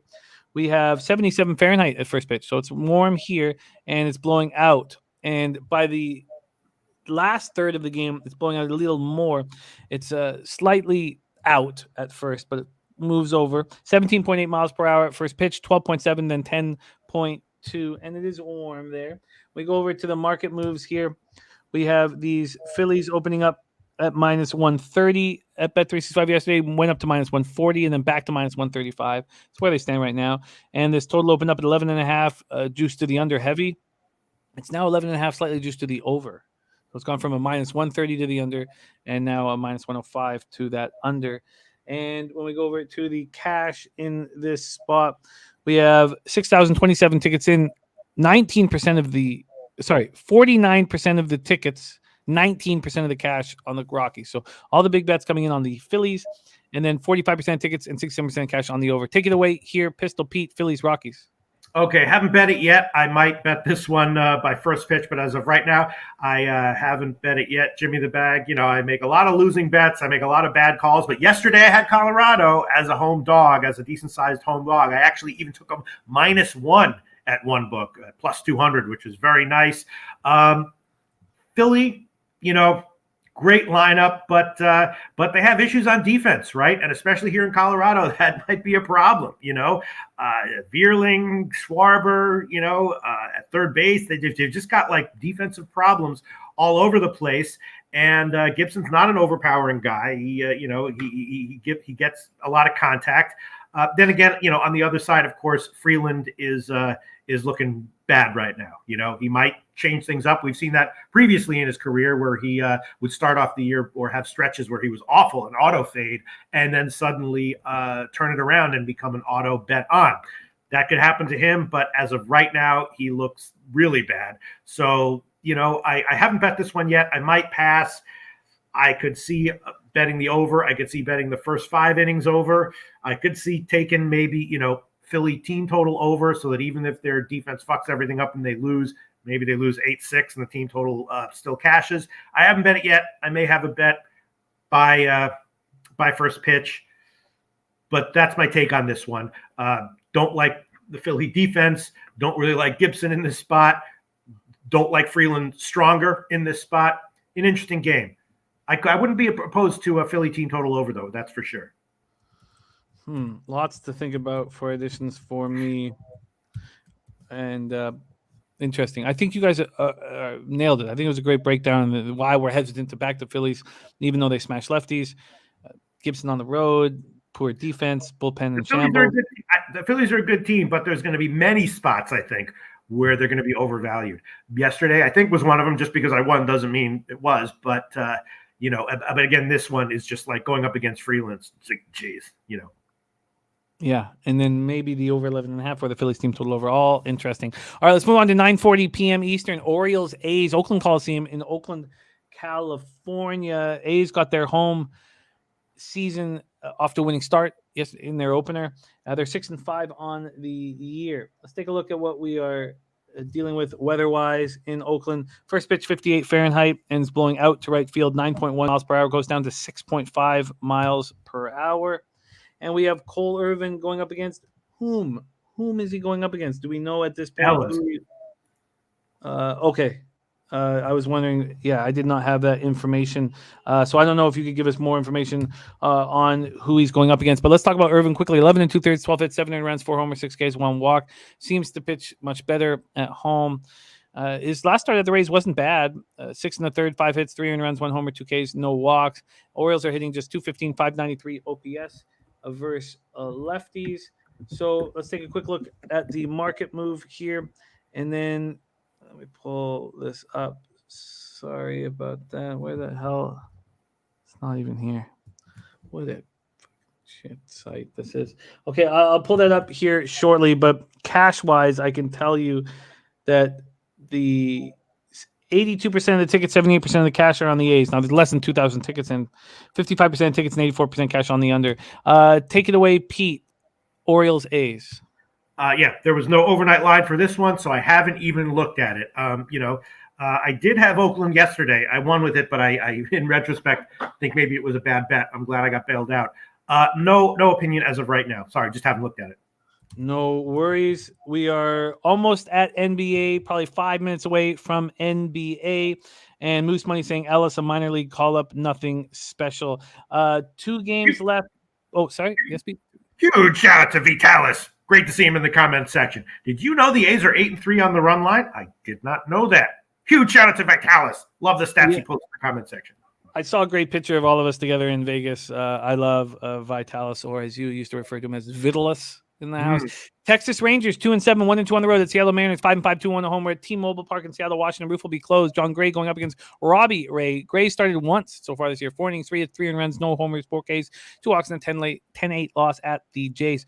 Robbie Ray had one very good start and then one tough start against the White Sox, who smashed lefties. He went 6 in the third, 10 hits, 6 runs, 3 homers, 4 Ks, 2 walks, and 6-4 loss. The White Sox.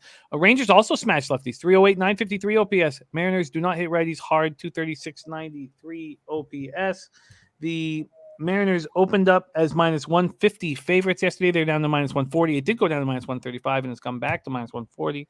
The total opened up at 7.5 at a pick'em. It's now 10 cents juice to the over in this spot. And when we go over to the cash flow here, 21% of the tickets on the Rangers, 31% of the cash. 35% of tickets on the under and 61% cash on that under. Take it away here, Pistol Pete, Rangers, Mariners. Okay, I haven't bet this one yet, but I might have a bet first pitch, and there's no official play that I'll give here. But Ray, again, kind of like Bieber, right? I'm not saying he's fucking Bartolo Colon over here. I'm just saying that negative regression was expected, reduction in velocity. I think that, and so he's looking like he's going to decline to be a middle of a rotation type of guy. My numbers overall don't price him as that much better than Gray in this spot. Regression was expected from him even without decline in velocity and his stuff. And now that we're seeing a decline in velocity, that's even more of a red flag. So I haven't bet this one yet. Not saying that Ray is a below average pitcher right now, but there's some major red flags that come with him. And as of right now, I would be leaning Texas. I'm not sure if I'm going to bet it, but likely I'll have some kind of bet on Texas in this game. That's my take on this. Yeah, I'd like to back Texas here. I'd like to back Texas here. And I imagine that I would lean towards doing it early to the first 5. Pimp slap play of the day is the Seattle first 5 under 4. Pimp slap play of the day from our guy Mike M. Mally Mal says fade Texas, but he says some guys are all over Texas. All over Rangers first 5 money line is my guy Don Mack. Ron Crawford leaning towards Seattle. Moose money grabbed the Rangers team total over 1.5 first 5 minus 115 last night. That was a great grab. And CT Bays also on the Rangers at plus 125. I am interested in the Rangers first 5 as well. Interested in them. All right, let's talk about one quick thing. Yes, of course, my man. Mally Mal says, I was high on this Philly team. They seem to be underachieving, in my opinion. Mally Mal, defense. That's a bad defensive team, and that does matter. Just wanted to address that comment. Yes. Peanut saying, Jimmy, going back to Costa Rica anytime soon? No. No time soon. I mean, we got to go back. Spent 3 years there. So, and Ella spent first 2.5 years of her life there. So we'll go back some point, but no plans doing that anytime soon. All our plans are around North America now that the borders opened up. And so I just want to be around North America.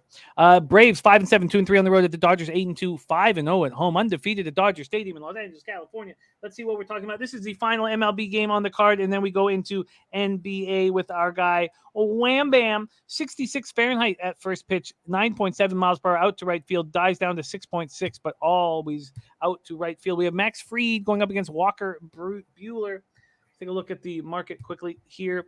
We have the Braves opening up at plus 130 at Bet 365. They went to plus 135 and then back down to plus 125 and now are at plus 130 once again. When we go over to the totals, this total opened up at 8.5, went down to 8 and 7.5, and then about 3 hours ago it went back to 8. So it's sitting here at 8 right now.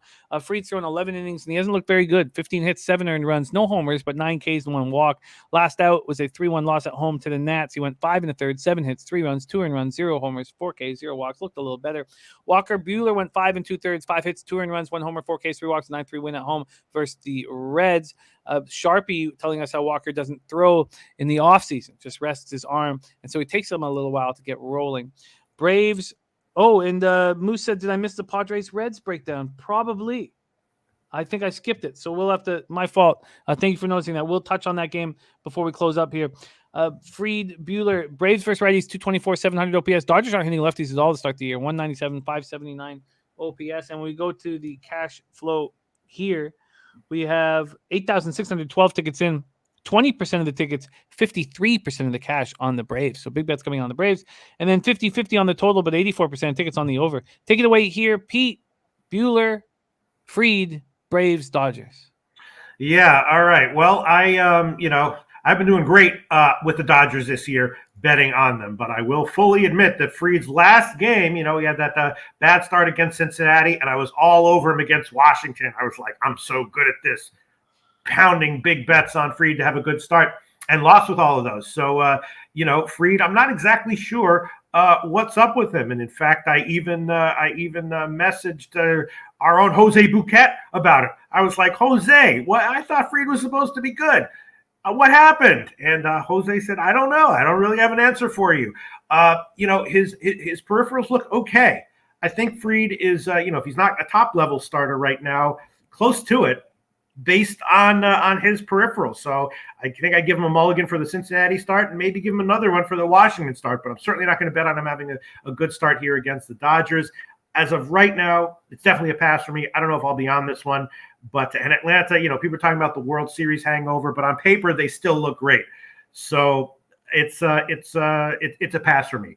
I've been betting the Dodgers on team totals and first fives and all that.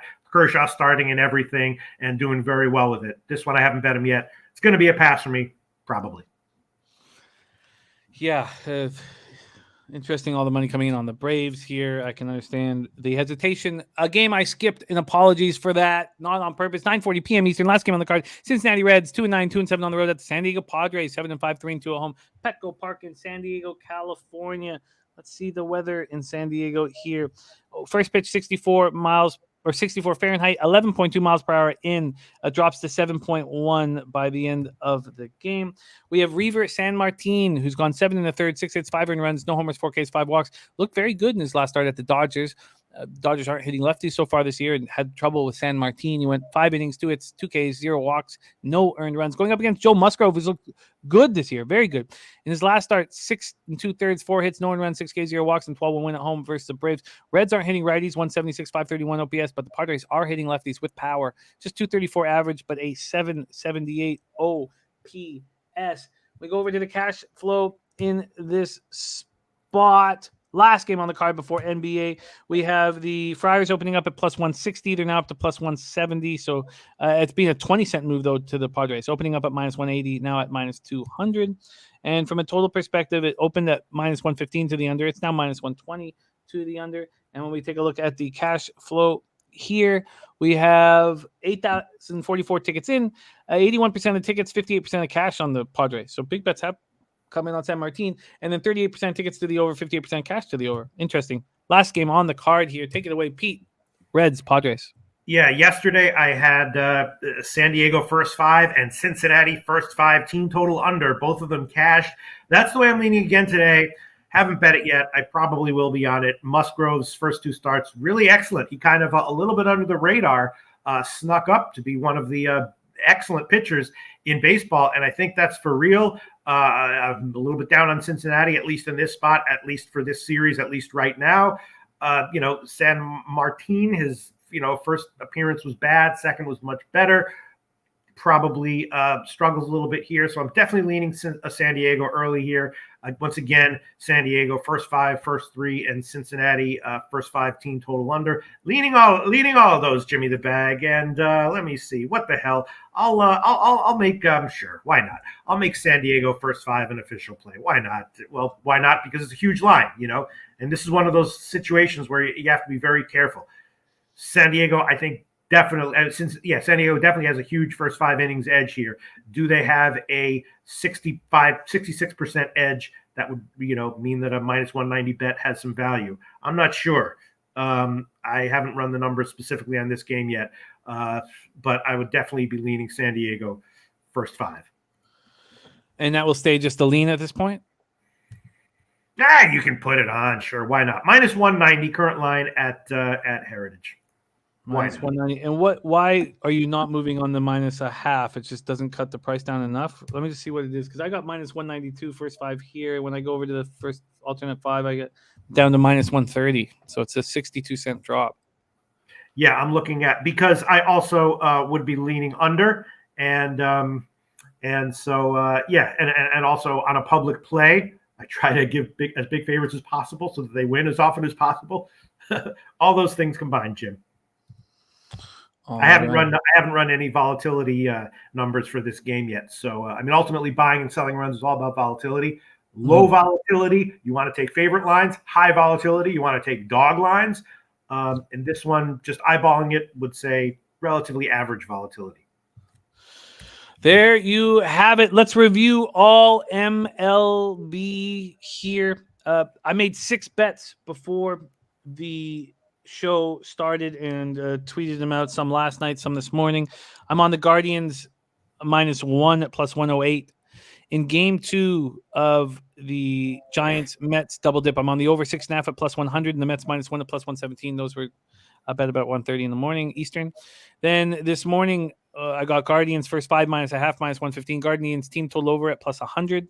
Team total over 4 plus 100. And Minnesota KC first 5 under 4.5. Those were the 6 moves I made before the show started. Let's review action and additions. First off, Taint Cardinals -115.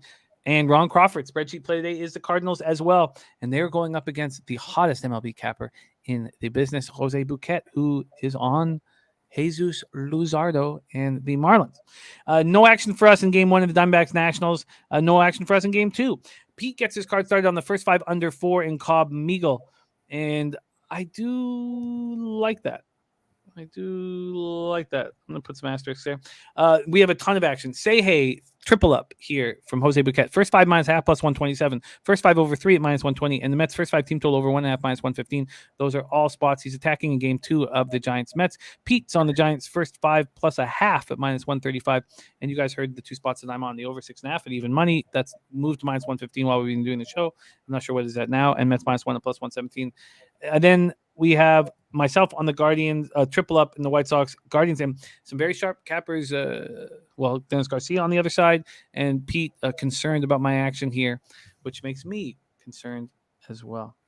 Yankees, Tigers, no action for us. Pete's on the first 5 under 4 in the Cardinals-Marlins game. Wainwright, Luzardo that I will be staying off. Triple up for Pete in the Red Sox-Jays game. He's on the first 5 team total over 2.5 -114. Red Sox first 3 at -140, and the Red Sox first 3 over 2.5 -135. I'm going to be on the Red Sox first 5 -0.5. Haven't bet that yet. And then Pete is on the Brewers first 5 team total over 2.5, and the Brewers first 3 -190. I am going to be on the first 5 -1 for the Brewers against Brubaker. Rays, Cubs, no action for us. Pete's on the Astros -1 at -105. We're not sure, although there's cappers in the chat that believe Trout will be in the lineup. We are still unsure. And Rendon, who had a stomach bug yesterday, in the chat, they believe he will be in the lineup, and Pete believes he will be in the lineup as well. But that didn't scare Pete enough to not take the Astros -1 at -105. I want more information. Then first 5 under 4.5 in Twins Royals is for me. I'm a Carlos Hernandez backer. And I think that bad first start will give us more value to back him. And I like that he's getting 2 straight starts at home to begin the year. Then the Phillies, Rockies. I'm interested. I'm interested in the Phillies -1. I know their defense and pen is a problem. Then do I stick to the first 5 and fade Freeland possibly? Kyle Gibson could get touched here. Do I rather take the over 11.5? I've got to make these decisions when the show's over. Orioles, Athletics, no action for us. Pete is on the Padres first 5 -190. I'm interested in both the Padres and the first 5 under. Then the Rangers first 5 is interesting to me as well. I think that Robbie Ray might get touched again by this Rangers team that's hitting lefties hard. Then Braves, Dodgers, no action. Pete, does that all sound right? Yep. Let's bring on your next guest and switch sports to the National Basketball Association. And we have just the man for the job coming to us from Compton, California. Man, I love capping with this guy. A spectacular man. Family man, capper, everything you want in a friend. Please welcome to the show, Wham Bam in the house. Wham, how are you, my guy? I'm feeling good. I'm feeling great. You already know, bro. I'm right here with the legends, feeling good with the chat as well, the legends in the chat. And yeah, man, hopefully we coming out with some bread, man, like coming out with the bag, like my guy Dutch would say. This is an amazing. We got 3 legends on camera, like 35 legends in the comment section. Oh, what a show this is. What a show this is. Legendary. Imagine, like, I can't wait to see us 10 years from now. You know what? We're going to have like 15 years together, 20 years. I mean, that's what I'm most excited about. We're just, what we're building here. And I like it very, very much. Let's get right to work. Wham Bam. We start with the East first round game 2. Atlanta Hawks 43-39 in the regular season, 16-25 on the road. The Miami Heat 53-29, 29-12 at home. And I have questions for you, Wham. I have questions. We're at FTX Arena in Miami, Florida. The pace of game 1, 97 possessions a game. The Heat won 115-91. They opened up as 7-point favorites, moves to 7.5, gets all the way up to 8 about an hour and a half ago. Bet365 now is back at 7.5. The total opened up at 217 yesterday. 2 days ago. On Sunday at 3:44 p.m., 217 went to 217.5. Got all the way up to 220 yesterday at 4:36, and then 219.5, and is now sitting at 219. That's where we stand here. Let's take a look at the cash flow here in this game. We have 27,816 tickets in. 29% of the tickets, 33% of cash on the Atlanta Hawks. Then we have 53% tickets, 95% of the cash on the under. Definitely birdie. And I expect to fire on that under in the Kings game. I really do. It's been a long time since I bet an under in a Kings-Ducks game, and I think this is the one that's ripe for the taking. Duncan Robinson, 8 of 9 from 3 for a game-high 27 points last out. Butler goes for 21, Tucker 16, Kyle Lowry 10 and 9. Trae Young, 1 of 12 from the floor, 0 of 7 from 3, 8 points. It's the second time in the entire season that he's been held to single-digit scoring. It was the first single-digit scoring of a 17-year playoff career. So we're going to go to Pistol Pete first, but the first question I'd like to know, Wham, is was that Kyle Lowry or an off night for Trae Young? Miami held Atlanta to 38.7% shooting. Atlanta turned the ball over 18 times. Gallinari 17, DeAndre Hunter 14. Only starters in double figures. Knox and Collins had 10 off the bench. And the move that Nutflush Allen was talking about that I had a lot of interest in, but I think that question about Trae has to be answered, is the team total for the Hawks at 105.5. It's at 54.5 first half. Both I find interesting. Also, Atlanta first quarter, I just feel like they're going to come out fired up. Franco White, great to have you. Mally Mal says Heat trifecta. Harold Williams on the under 219. Joseph Gomez says Hero over if the Heat have a chance. Well, I'm sure they have a chance. Newkirk says Miami took their foot off the gas in the fourth quarter. Still went easily. Not sure much will change here. Let's start with Pistol Pete Loshak looking so deaf. Yeah. Glasses. You know, I told Jim that when I'm on shows, I need to go in inverse order of the order of analysis goes in inversely relative to level of expertise, which is why I go before Trot Wam. And this game is a perfect example of why I prefer it that way, because I have no friggin' clue what to expect from this game. Trae Young, will he get held down again? There's no way he'll be as bad as last game, but will he be a lot better or just a little bit better? If you gave me free bets, my analysis would be that it's roughly going to be the same. My sense is that it's again going to be a slower paced, defense-oriented, lower scoring game. My sense is that Atlanta getting 7 points is probably a few too many. I'd probably be looking at team total unders. I have no idea what to expect here. Obviously, Atlanta is way better in the NBA playoffs. You know, a lot of times expect stark reversals of form from game to game, but Miami just is way too good for Atlanta here. I guess right now, if you gave me a free play, I'd take the under. What do you think, Trotway? Very, very interesting, because it sounds like Jimmy likes the over with team total overs with Atlanta as far as a bounce back from Bogey and Trae. But the question here is about Kyle Lowry, and is that the issue with Trae? I mean, he's averaged 24.3 against them in his career. So when he goes up against Kyle Lowry, he still gets 24. I mean, that's at least his average last game.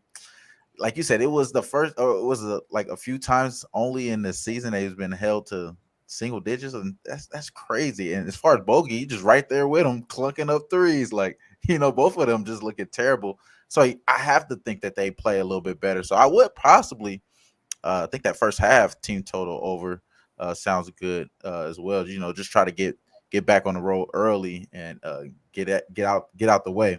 Because like you said, Pete, I could see this exactly the same as it was last game. I could see it being the same thing because I'm actually anticipating another game to look exactly the same as it did the game when the last games was played as well. So I could see it as same being very similar. I think Tyler Hero plays a little bit better as well. I was thinking about taking his over 9.5 rebounds and assists. It's kind of juiced though, so I don't want to jump on it, but it has hit 5 of his last 6 games. So it was a look that I think I couldn't not stay or not mention there. But I think Trae Young bounces back today. I think he goes over the 2.5 threes. That's another thing that I don't want to make official as well because it's so juiced. It's minus 140 at spot, so I don't want to jump on that. But I think that he does make at least 3 threes in this game, especially having that terrible outing last game. But the Heat, the problem here with the matchup for me is not only are they better down low, it's just that maybe I overthought how Capella would be. I think Trae Young is special though. You know what I mean? I think he's one of those guys that is special and has shown in the playoffs that he could take advantage and take control of the game and win the game himself in certain spots. And this can be a game that, they get the first game out their head, quick short-term memory there and try to get this game and win home court going into Atlanta where they know they play way more better at the house rather than on the road. So I think they can steal a game on the road, and I do have Atlanta to win in 7 here. So I'm kind of hoping this is more of a dogfight than it was in the last game. So I would lean towards Atlanta in the spot, but I'm scared to take it, and I'm scared to even telling anybody to think otherwise on Heat here. So you're not really going to get too much on the side for me, but I would agree, though.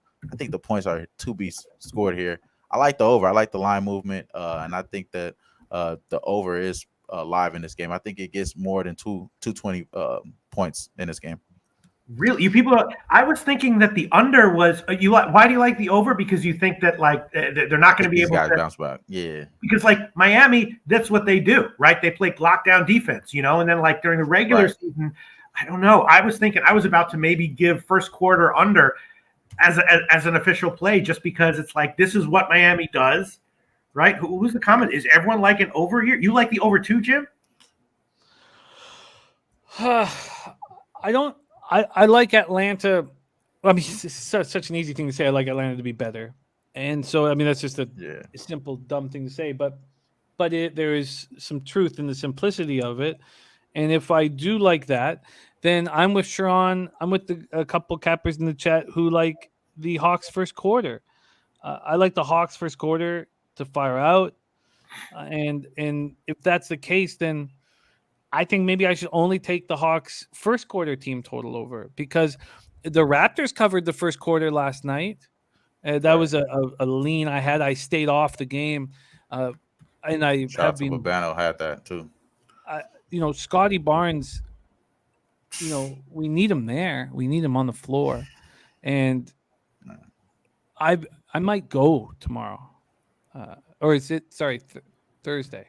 Thursday? I think it's Thursday. Thursday, yeah. I might go. I'm thinking about going. And but I see the Hawks firing out early and then he can completely take over the game. Take it away, Pete. This might be a stupid play.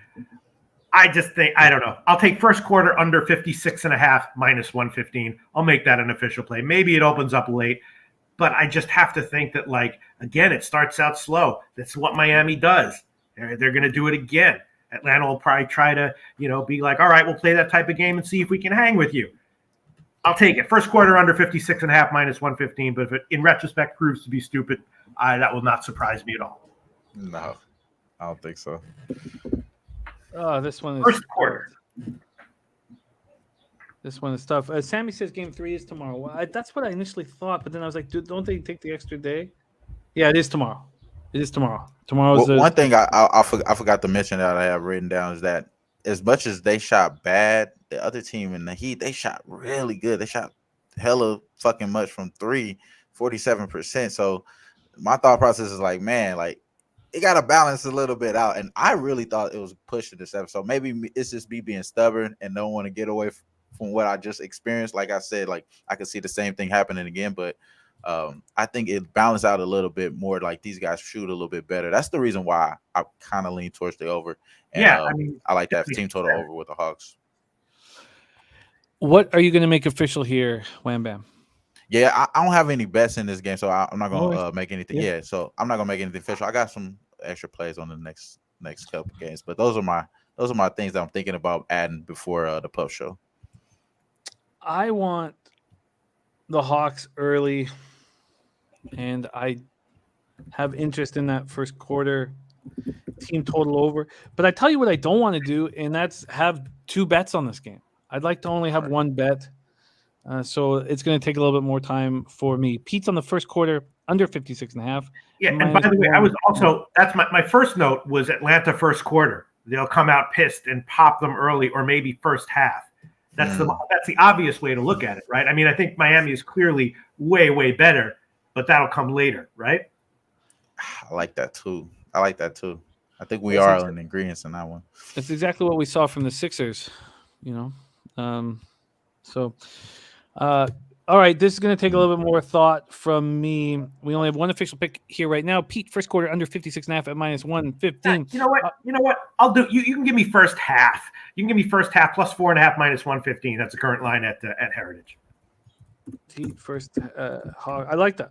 Hawks first half plus 4.5 minus 115. Minus 115. I like that. And Dennis says the teams that lost game one did well first quarter yesterday. They sure did. And so, Dennis, do you think then that's just a bias that we have after watching them doing that yesterday? Or do you think that's something that happens in game two of playoff games when the team loses badly in game one? And I tend to think the latter. I think both are in effect, in all honesty. Both are in effect here. Okay. And Capella. 4.5 minus 106. I'm seeing it at Pinnacle. Give me that. You got it. 4.5 minus 106. Mal says Miami Heat is a matchup nightmare for Atlanta. And, with the Capella situation, he's not coming back in game three.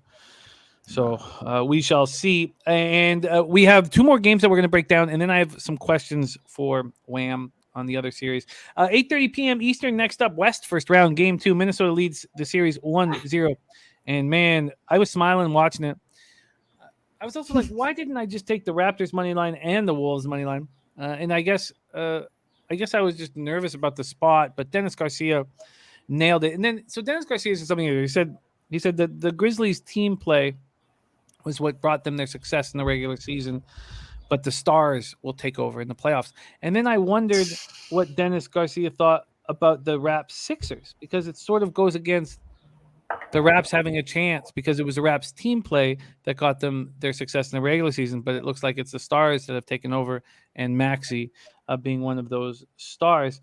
And obviously the injuries have devastated, because that was zombie Gary Trent Jr. That was not Gary Trent Jr. putting up 30.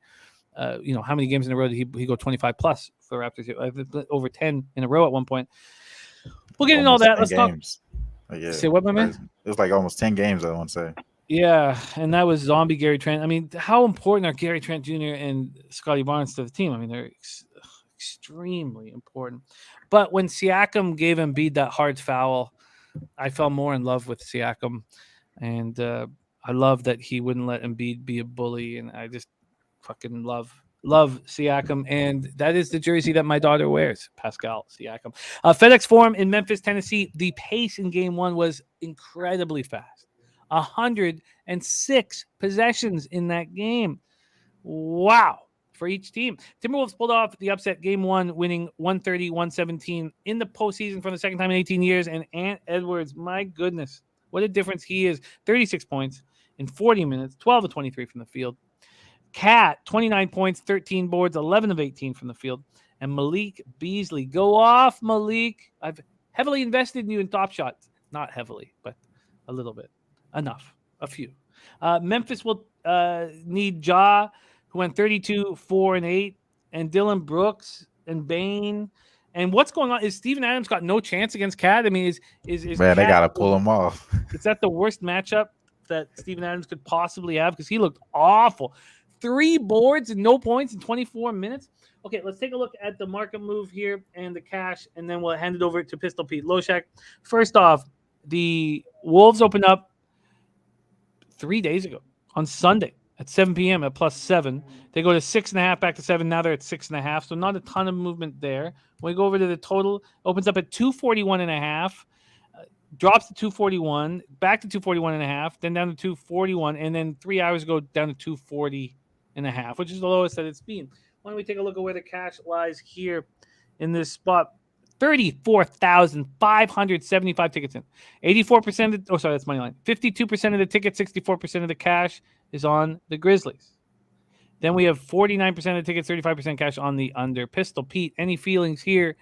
Grizz Wolves. No, not really. And I've been focusing so much on NHL and MLB that I didn't look at this first game, and I realized I would have been on the first quarter over on this one.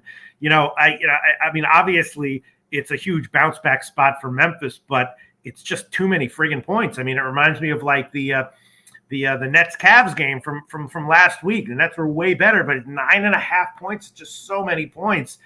It feels like Minnesota, yeah, they probably lose, but they're more likely than not, I think, to keep it close again. But aside from that, I have no clue. What do you think, Trot Wam?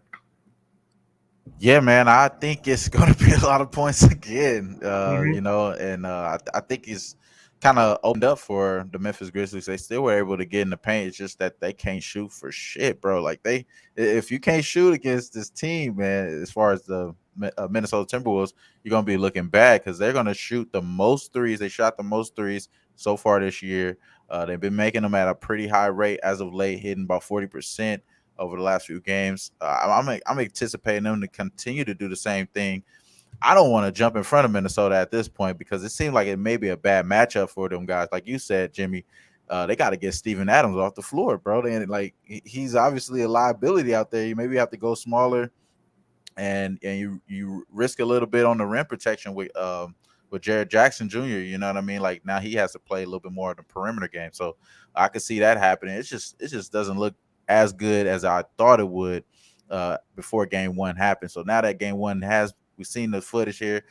You've seen the Minnesota Timberwolves just pretty much look like the better team, have the most talent, and then also not even play their best game because D'Lo was looking terrible. I mean, he didn't look that good at all in that game. He didn't be able to have much of an impact like I would think he should be able to in this series. So I think he plays a little bit better. I think, maybe the other guys as well, Patrick Beverly, those guys play a little bit better here. I'm thinking more so like you said, thinking the top shot going up tonight, Jimmy. I think Malik Beasley going over the 2.5 threes today over -113. That's the official bet for me. So you can lock that one in for me. It's just something that I've just noticed. He's been able to do that late towards the career. I'm sorry, late towards the season. Really showed a force. He wasn't really doing it all year. And then towards the end, he's starting to show that impact. So I think Malik Beasley still shows that off. Especially, I like the points here. I think I'm leaning more towards the props in this game, just based because I'm not scared of the Timberwolves, but I think this is going to be a dogfight series, and I think it's so clear that this team right here in the Golden State Warriors, all they got to do is beat this team and get in there and rest up and watch who these two teams, beat the shit out of each other. So I'm anticipating them to beat the shit out of each other again today, score all these points. Malik Beasley goes over the 2.5 threes, which again has hit 5 out of his last 6 games. So -113 is the best available right now, I think. But then, can I just say one? Oh, sorry, go ahead. No, please do. I was just repeating his action. I was just going to say, like, it's just we've seen this so many times, right? A top seed loses the first game of the playoffs at home. Of course, they're a good bet in the second game, even giving all those points to a team that just beat them. You know what I mean? It's just so hard to pull the trigger on. I understand that too. And then, I think it's a lot of love too, Timberwolves all year. They've been winning money, covering games. I don't want to go against that. I think that's probably what it really is. It's just like I don't want to go against that, even though I believe that the better team is the Memphis Grizzlies. Dillon Brooks. I'm not sure if his game was as far as impact, but I know for sure Desmond Bane didn't play up to his potential. And they said job points in the chat, man. I don't disagree with that either. But it's tough though, Pete. What will make you think? Is it because this is the first series, or the Grizzlies haven't went out the first round? Is that the reason why we can't jump right here? Because if there was like a more veteran team, effective, I probably would be a little bit more, eager to pull the trigger on them. But especially early on. Yeah, it's just this is how the NBA goes. Rookies, veterans, whatever. If you're a top NBA team and you lose your first game in the playoffs at home, they always come back big in the second game, giving points, All right, I'll take it, Jimmy the Bag. If it loses, I'll eat the loss. But I'm going to be a little bit safe. I'm going to buy to 4. First half, -4, -114, Memphis Grizzlies. Official play. I get it, Pete. I get it. And I wonder if I should even cut it down 12 minutes less than that and take them first quarter. Pete, Grizz, first half, -4. What was the juice? -114 Pinnacle. I like that first quarter too, man. It's been hitting all year, especially at the house. Quarter, yeah. And then you're thinking, well, if Memphis has a big bounce back spot in the game where they cover, it's probably going over. So that makes me think Memphis first quarter and first half team total overs are good as well. You feel me? It's so hard to take though, but it's just we're talking it out here, right? Yes, we are. And while we're talking it out, Red Girl segues us into the next game. She likes the under. That's her slap that ass play today. I like that. Oh, well, let's stop everything. Pinky. I had to segue that in. Even if we wasn't on the game, we could keep talking about this one, but I had to say that one. Let's try and remain focused here for a second. Oh man, Memphis first quarter team total over 32. God, that's so high. But if they win it, they're going to do it that way, right? Most definitely. Now she got me talking in a deep voice now. Shit. Shout out to Red Girl. Shout out to Red Girl. Man. Okay, we have the spreadsheet play today. Minnesota +7, -112. Pete's on the Grizzlies first half -4 at -114. Okay. Wham is on Beasley over 2.5 threes at -113. Pete.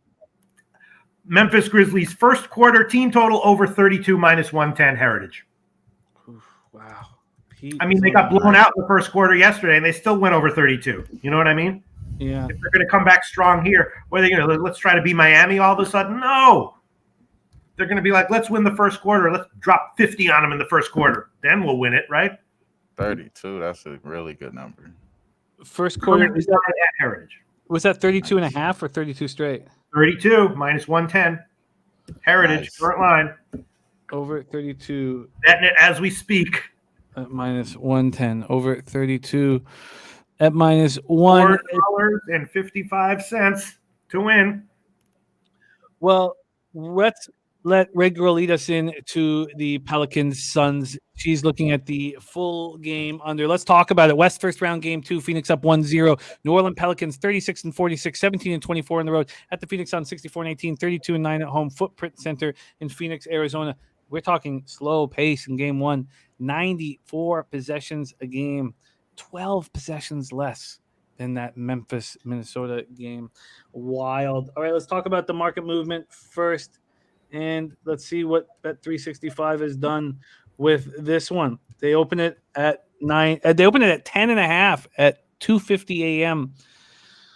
yesterday. So, 36 hours ago or so, they opened it up at plus 10.5 for the Pelicans. And by 8:28 yesterday morning, it goes to 10. And by 10:30 in the morning, it goes to 9.5. This total has not moved from the opener. 221.5 is sitting there at a pick'em on both sides. Let's take a look at the cash flow in this one. 27,905 tickets in. We have 14% of the tickets, 13% of the cash on the Pelicans. Yeah, it's moving slightly towards them.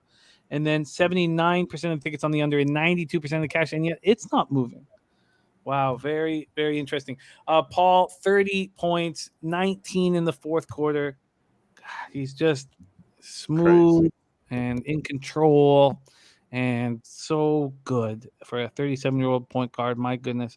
12 of 16 from the field, 4 of 6 from 3, 10 assists, 7 boards, 3 steals. Booker goes for 25 points and 8 assists, 8 and 21 and 9. Over the last 2 postseason, they're 9 and 3 at home.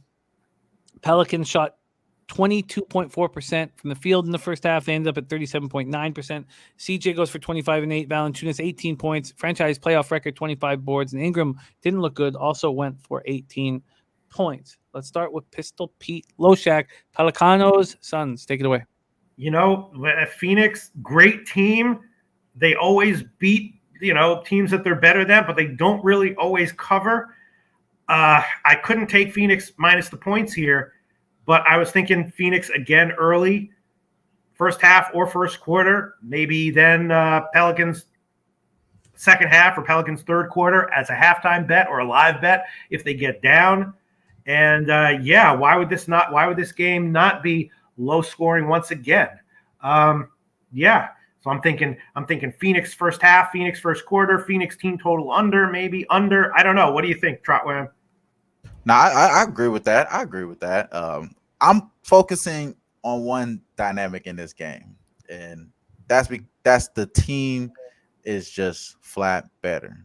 And they've shown us all year, the Phoenix Suns, they've shown us all year that when it comes to real games, they come out and play big. Yes. And one thing that I've seen in this game that really shows me that, okay, they have room for improvement, and they still were able to cover the 9.5 that's available right now. Right. And the reason why I'm thinking that they have room for improvement, because Jonas had 20 plus 26 damn rebounds or some crazy shit like that, and he did whatever he wanted to, but still managed to get bullied by Aiden when the moments mattered. Like when the moments mattered, he couldn't get his shot off. He couldn't really do what he wanted to do to help his team win. And they came out the second half crazy. They got smacked up early on, the Phoenix Suns, the Pelicans did, and they came out the second half, with their purpose for sure. Cut the lead really close. Looked like they were, on the verge to even winning the game at that time because, they kept, figuring out, the pick and roll situations on the defensive side. So in this game, though, I seen an adjustment already from Monty for this game. So in the second half, he's having Chris Paul just cook up, fourth quarter, like you mentioned, letting that be the recipe for the offense. And I feel like they have so many layers to that. They have so many guys that can step up and win for them. And you look at the other team, they really relying on Trey Murphy to shoot good from perimeter. You know what I'm saying? A rookie. And he's just been doing these last few games, but at some point it's going to fall flat. Herb Jones, he doesn't have the offense yet. As far as these other two guys, it's really just you got to key in on them. And I think they're doing a really good job at doing that. I don't like Brandon Ingram props today, bro. I think that it's going to be another bad game on this side. And I think that CJ McCollum's continued to be in that mid pack. And I like the Suns trifecta spot. I took the -3.5 last night, -5.5 if I'm not mistaken, for the first half, and then -9.5 for the full game. Tweeted that out last night, so everything should be already good. But as far as the full game, right? I'm sorry. The only thing that's different is the full first half, and I believe the first quarter. Right now they're at 4 and 6. But that's the those are official plays for me. And then as far as the props in this game, I'm laying heavy on this game. I think DeAndre Ayton continues the ball out, so I'm going over the 18.5 points, -114. I think he goes over that pretty easily. He's been hitting that 4 straight games. I think he does it again today. So I like DeAndre Ayton over 18.5 points as well. Wow. Okay. I just saw that tweet. I retweeted it. So you are locked in on those numbers there. So that's some of that here. So first quarter -3.5 at -102, 5.5 at -110, and 9.5 at -110. And what were you adding to that? I'm adding DeAndre Ayton over 18.5 points. And Wham is on Ayton.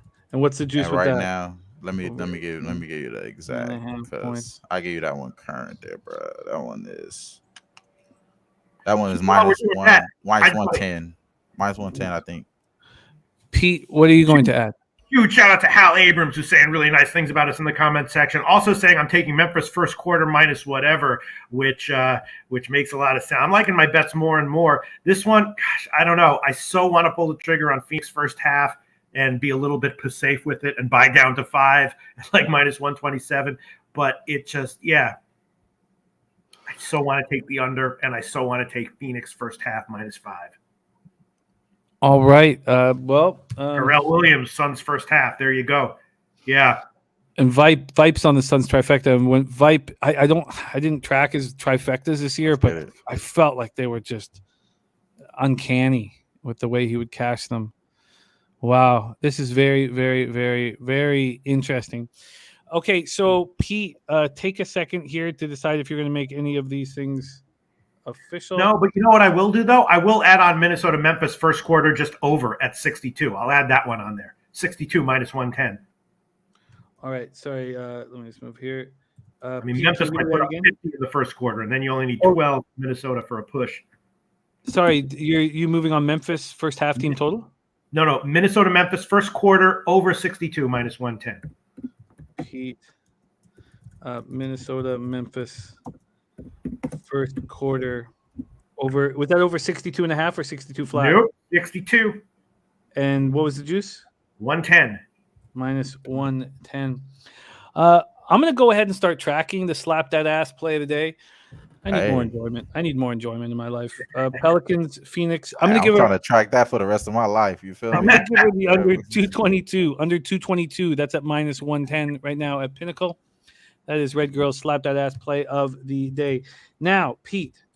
Mm-hmm. Well, actually, you know what? You have a couple minutes here. You have a couple minutes minus here. 103 at Pinnacle. Put the odds minus 103 at Pinnacle for Memphis. Okay. That was for the over 62. First quarter 62, yeah. Okay, minus 103. Okay. Let's go here. A couple questions. First off, Wham. Do the Raptors win game 3 at home? Whew, man.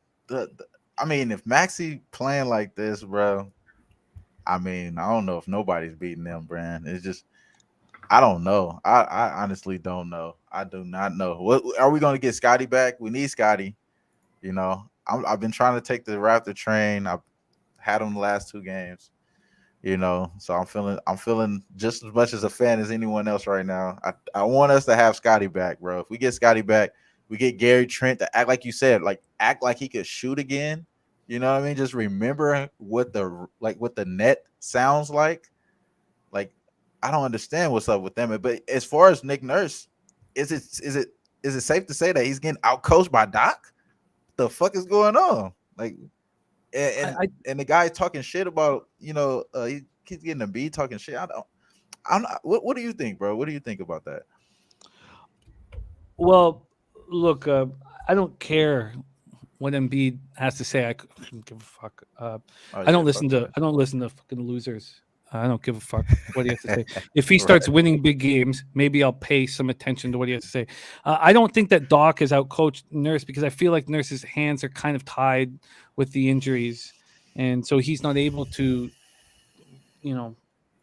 But the Sixers have destroyed the Raptors in 2 games, and there is still the belief that you're not really losing a series until you lose at home, and I still sort of believe that, even though, you know, when you're the lower seed, obviously you'll have to win a road game before you can possibly win the series. So at this point right now, the Sixers are taking all of the tickets and the market is moving towards the Raptors. And I think that Scotty's so essential, and Gary, and I expect Gary Trent to start feeling better. I wish he didn't play in game 2. Let's just let him rest up and get better. You know, he's clearly sick. So I expect to be backing the Raptors in game 3, and not just as a fan. I think it's a good situation. Now I'm going to wait because I expect more and more money to come in on the Sixers, and I'm surprised that it's gone from, at least I bet 365 has gone from plus 110 to plus 105. So Pete, after what you've seen so far of the Sixers destroying the Raptors, what are your thoughts on Game 3 in Toronto? I haven't looked into it in depth, but first glance, obvious play is Toronto as a dog. But they got destroyed 2 games. So welcome to the NBA playoffs. This is the first time you ever watched the NBA playoffs? Oh, it is? Well, this is how it works. A team that gets embarrassed one day, 3 days later comes back and and wins. It's like, how does that happen? I don't know, but I know what I'm seeing. You know what I mean? Okay. Final question before I put a bow on this show. Wham Bam.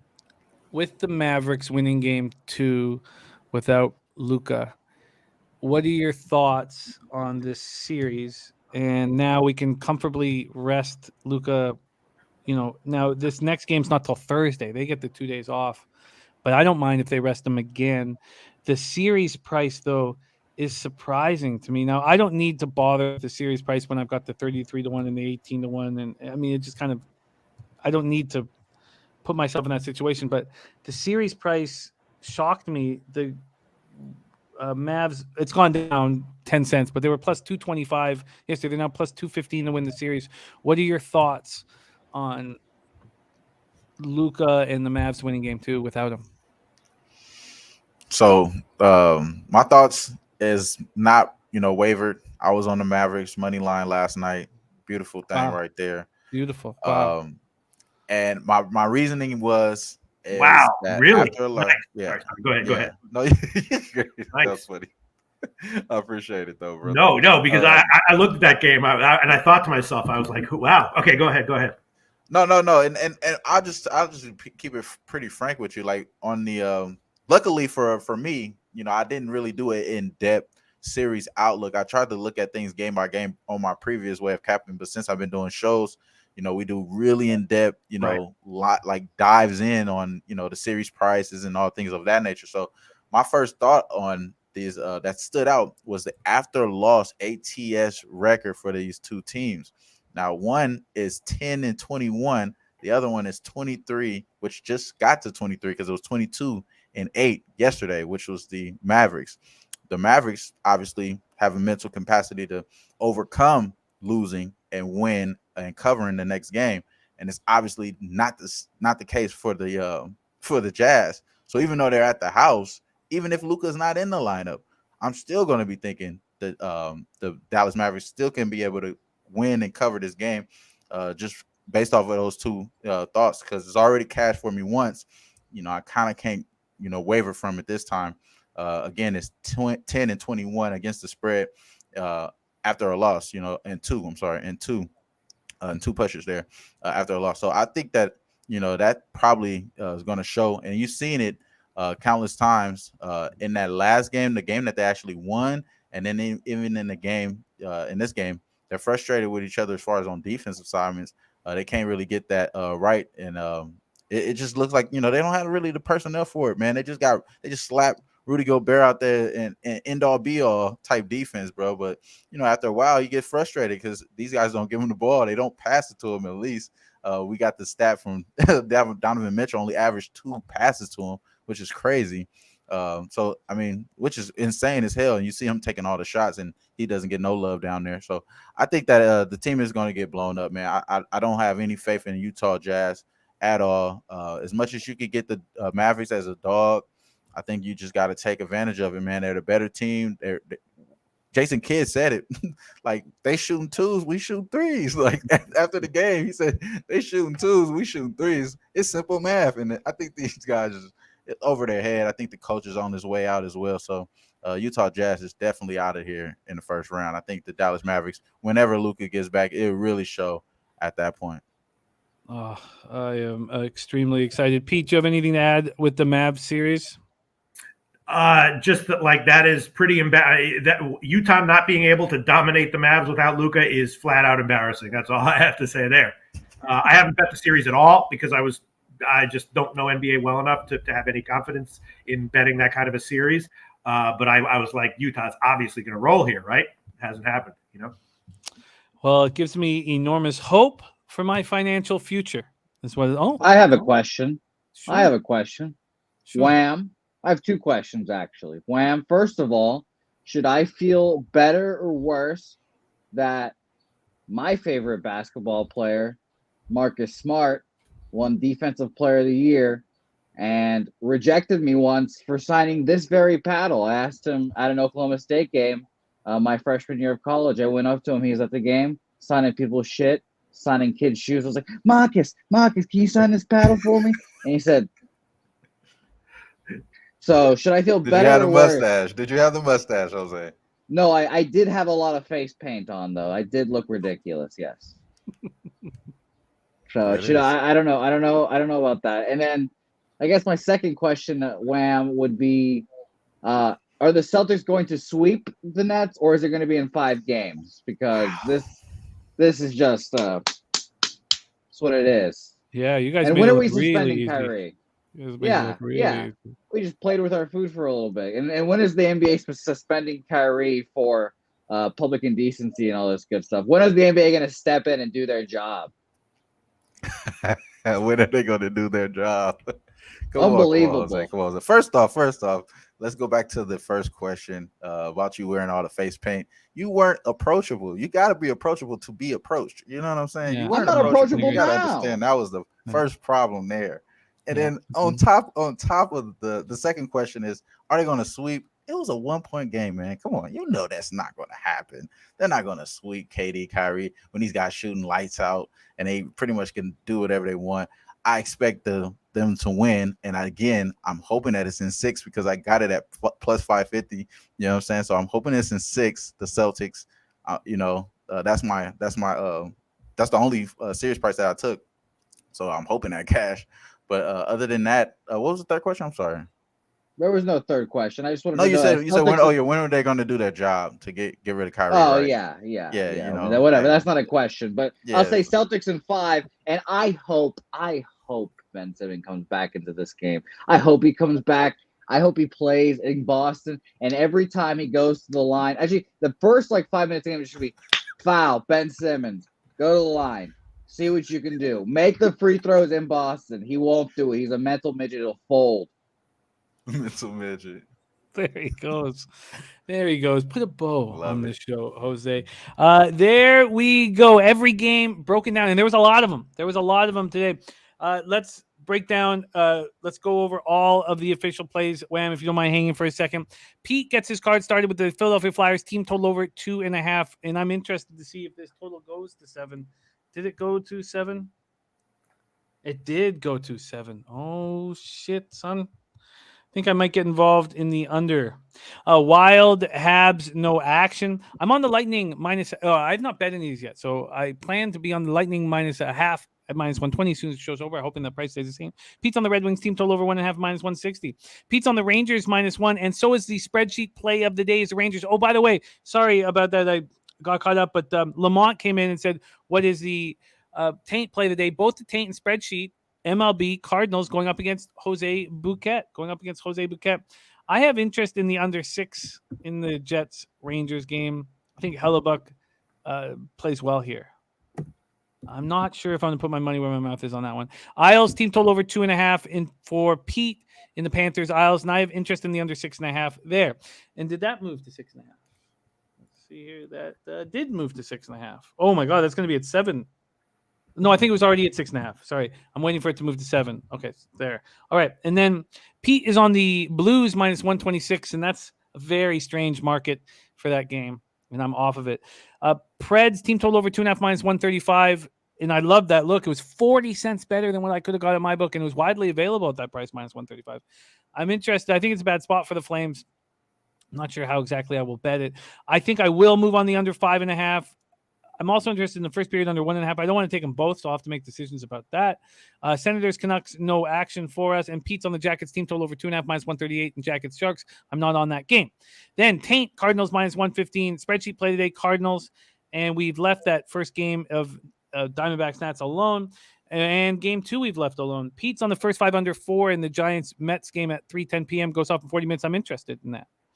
And say hey, Mets first 5 minus a half plus 127, first 5 over 3 minus 120, and first 5 team total over 1.5 minus 115. Pete's on the Giants first 5 plus a half at minus 135, going right up against the say hey play of the day. I'm on the Mets Giants full game over 6.5 at plus 100, game 2, and minus 1 for the Mets at plus 117. Guardians is postponed, it looks like. I've been told the Guardians game is postponed, which sucks. I've got 3 bets, my first triple up of the year. But that was a game that Pete was nervous about my actions. So maybe this is for the best. Maybe it's for I was also nervous about your action. Well, we don't need to worry about any of that. This game has been postponed. The game is being postponed. So no concerns there. And I will fade Keuchel tomorrow. But I bet you they don't start Keuchel because he's a fucking bum. 6:40 p.m. Yankees, Tigers, no action for us. Pete's on the first 5 under 4 and Cardinals, Marlins, and Jesus Luzardo on the bump. And we have Jose going up against Spreadsheet and Taint. Then Pete, triple up. Red Sox, first 5, team total over 2.5. Red Sox, first 3 minus 140. Red Sox, first 3 over 2.5 minus 135. And I'm going to move on the Red Sox, first 5 minus a half. And then Pete is on the Brewers, first 5 team total over 2.5 minus 105. First 3, 190 minus 190. And I'm going to move on the first 5 minus 1. Rays, Cubs, no action for us. Pete's on the Astros, minus 1 and minus 105. I want to know what's going on with Trout and Rendon. I'm on the first 5 under 4.5 minus 110 and Twins, Royals, and I like that bet a lot. The Phillies interest me. I'm not sure if I'm going to go with the full game over or what I'm going to do with the Phillies. I still got to decide that. Orioles, Athletics, no action. Pete's on the Padres, first 5 minus 190. I have interest in both the first 5 under and the first 5 minus a half for the Padres. I have interest in the Rangers, first 5. Haven't moved on that yet. And then in NBA, we have Pete on the first quarter under 56.5 in the Hawks game. Pete is on the Hawks first half plus 4.5. Wham Bam is off that game, but he gets his card started with Beasley over 2.5 threes at minus 113. Spreadsheet play the days of Wolves plus 7 at minus 112. And Pete in triple up form. Grizz first half minus 4 at minus 114. Grizz first quarter over 32 at minus 110 team total. And Minnesota first quarter over 62 at minus 103. And then Wham Bam triple up trifecta with Vipe. First quarter minus 3.5, first half minus 5.5, full game minus 9.5, and the 8 and over 18.5 points. And Pistol Pete, is now your time to decide, are you making any additions in that Pelican Suns game? No. This is I might bet it by first tip, by tip, but great show. I'm happy with everything I've given out. And Red Girl slapped that ass play of the day. Pelicans, Suns under 222 at minus 110. And that does it. That does it here. We have no show without you guys. Thank you so much for your support. 3 hours and 29 minutes of Pistol Pete and myself hammering away at the card. And love having Wham Bam here. You can catch Wham Bam every Tuesday. Kenny Rogers, One Real Deal Prime, Coco Bongo, Mally Mal, all you guys, North Ender.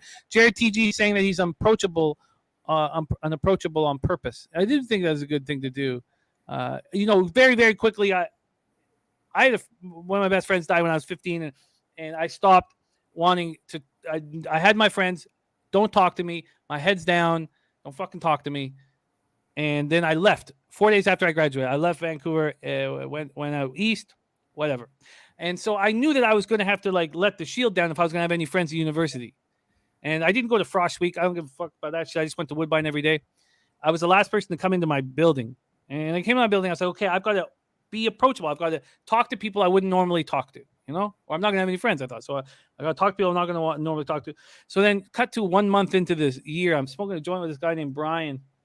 And Brian tells me that he over the summer, he paid $10,000 to have his parents killed.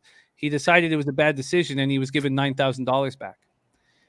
And I slowly walked away from him, and I put my shield back on, and I kept it on for the rest of my life. My head's down. No new friends, like Drake says, because if you open yourself up, fucking weirdos come in your life. If you keep your shit closed off, no new friends. I don't trust anybody. I don't want to be your friend. Then you only are surrounded by good people.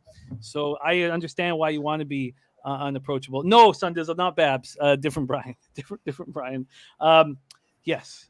So I agree with being unapproachable. And I tell Ella no new friends almost every day. So that is our action. Thank you guys all so much for your support. Dennis Garcia, Bruce Hayward, Harold Williams, Ron Crawford, Real Deal Prime, Sun Dizzle, Jared TG, all of you guys, Red Girl, Nuke Worker. Thank you guys so much for your support. Leonard Porch Jr., Pistol Pete, any last words before we put a bow on this? No, I'm just thinking it's possible that the guy was just making a subtle, sophisticated joke to you. And then actually, if you cut off everyone from your life like that, then you cut yourself off to subtle, sophisticated, awesome jokes. Wow. Maybe he was just doing Hindsight. shtick. And he was like, this guy is really smart. I'm going to give him some good shtick here. And then he was like, he thought I was serious. Oh, he was confiding in me as a friend. Yeah. But that is an interesting point. I guess my final thought for the show is it's such a fine line between what's a joke and what's not, I guess. No, you're absolutely right. Never really know. You never really know. You never if someone's know. kidding or not. Shit get real quick. Shit get real in the field too. Yeah. Wham You bam. never really know. Wham bam. Can you let us out into the future? Yeah, man. Y'all know exactly what we did. Legendary show with the legendary chat. We went in, got the bag. We coming out with it, man. Leche Elos Pugmecos.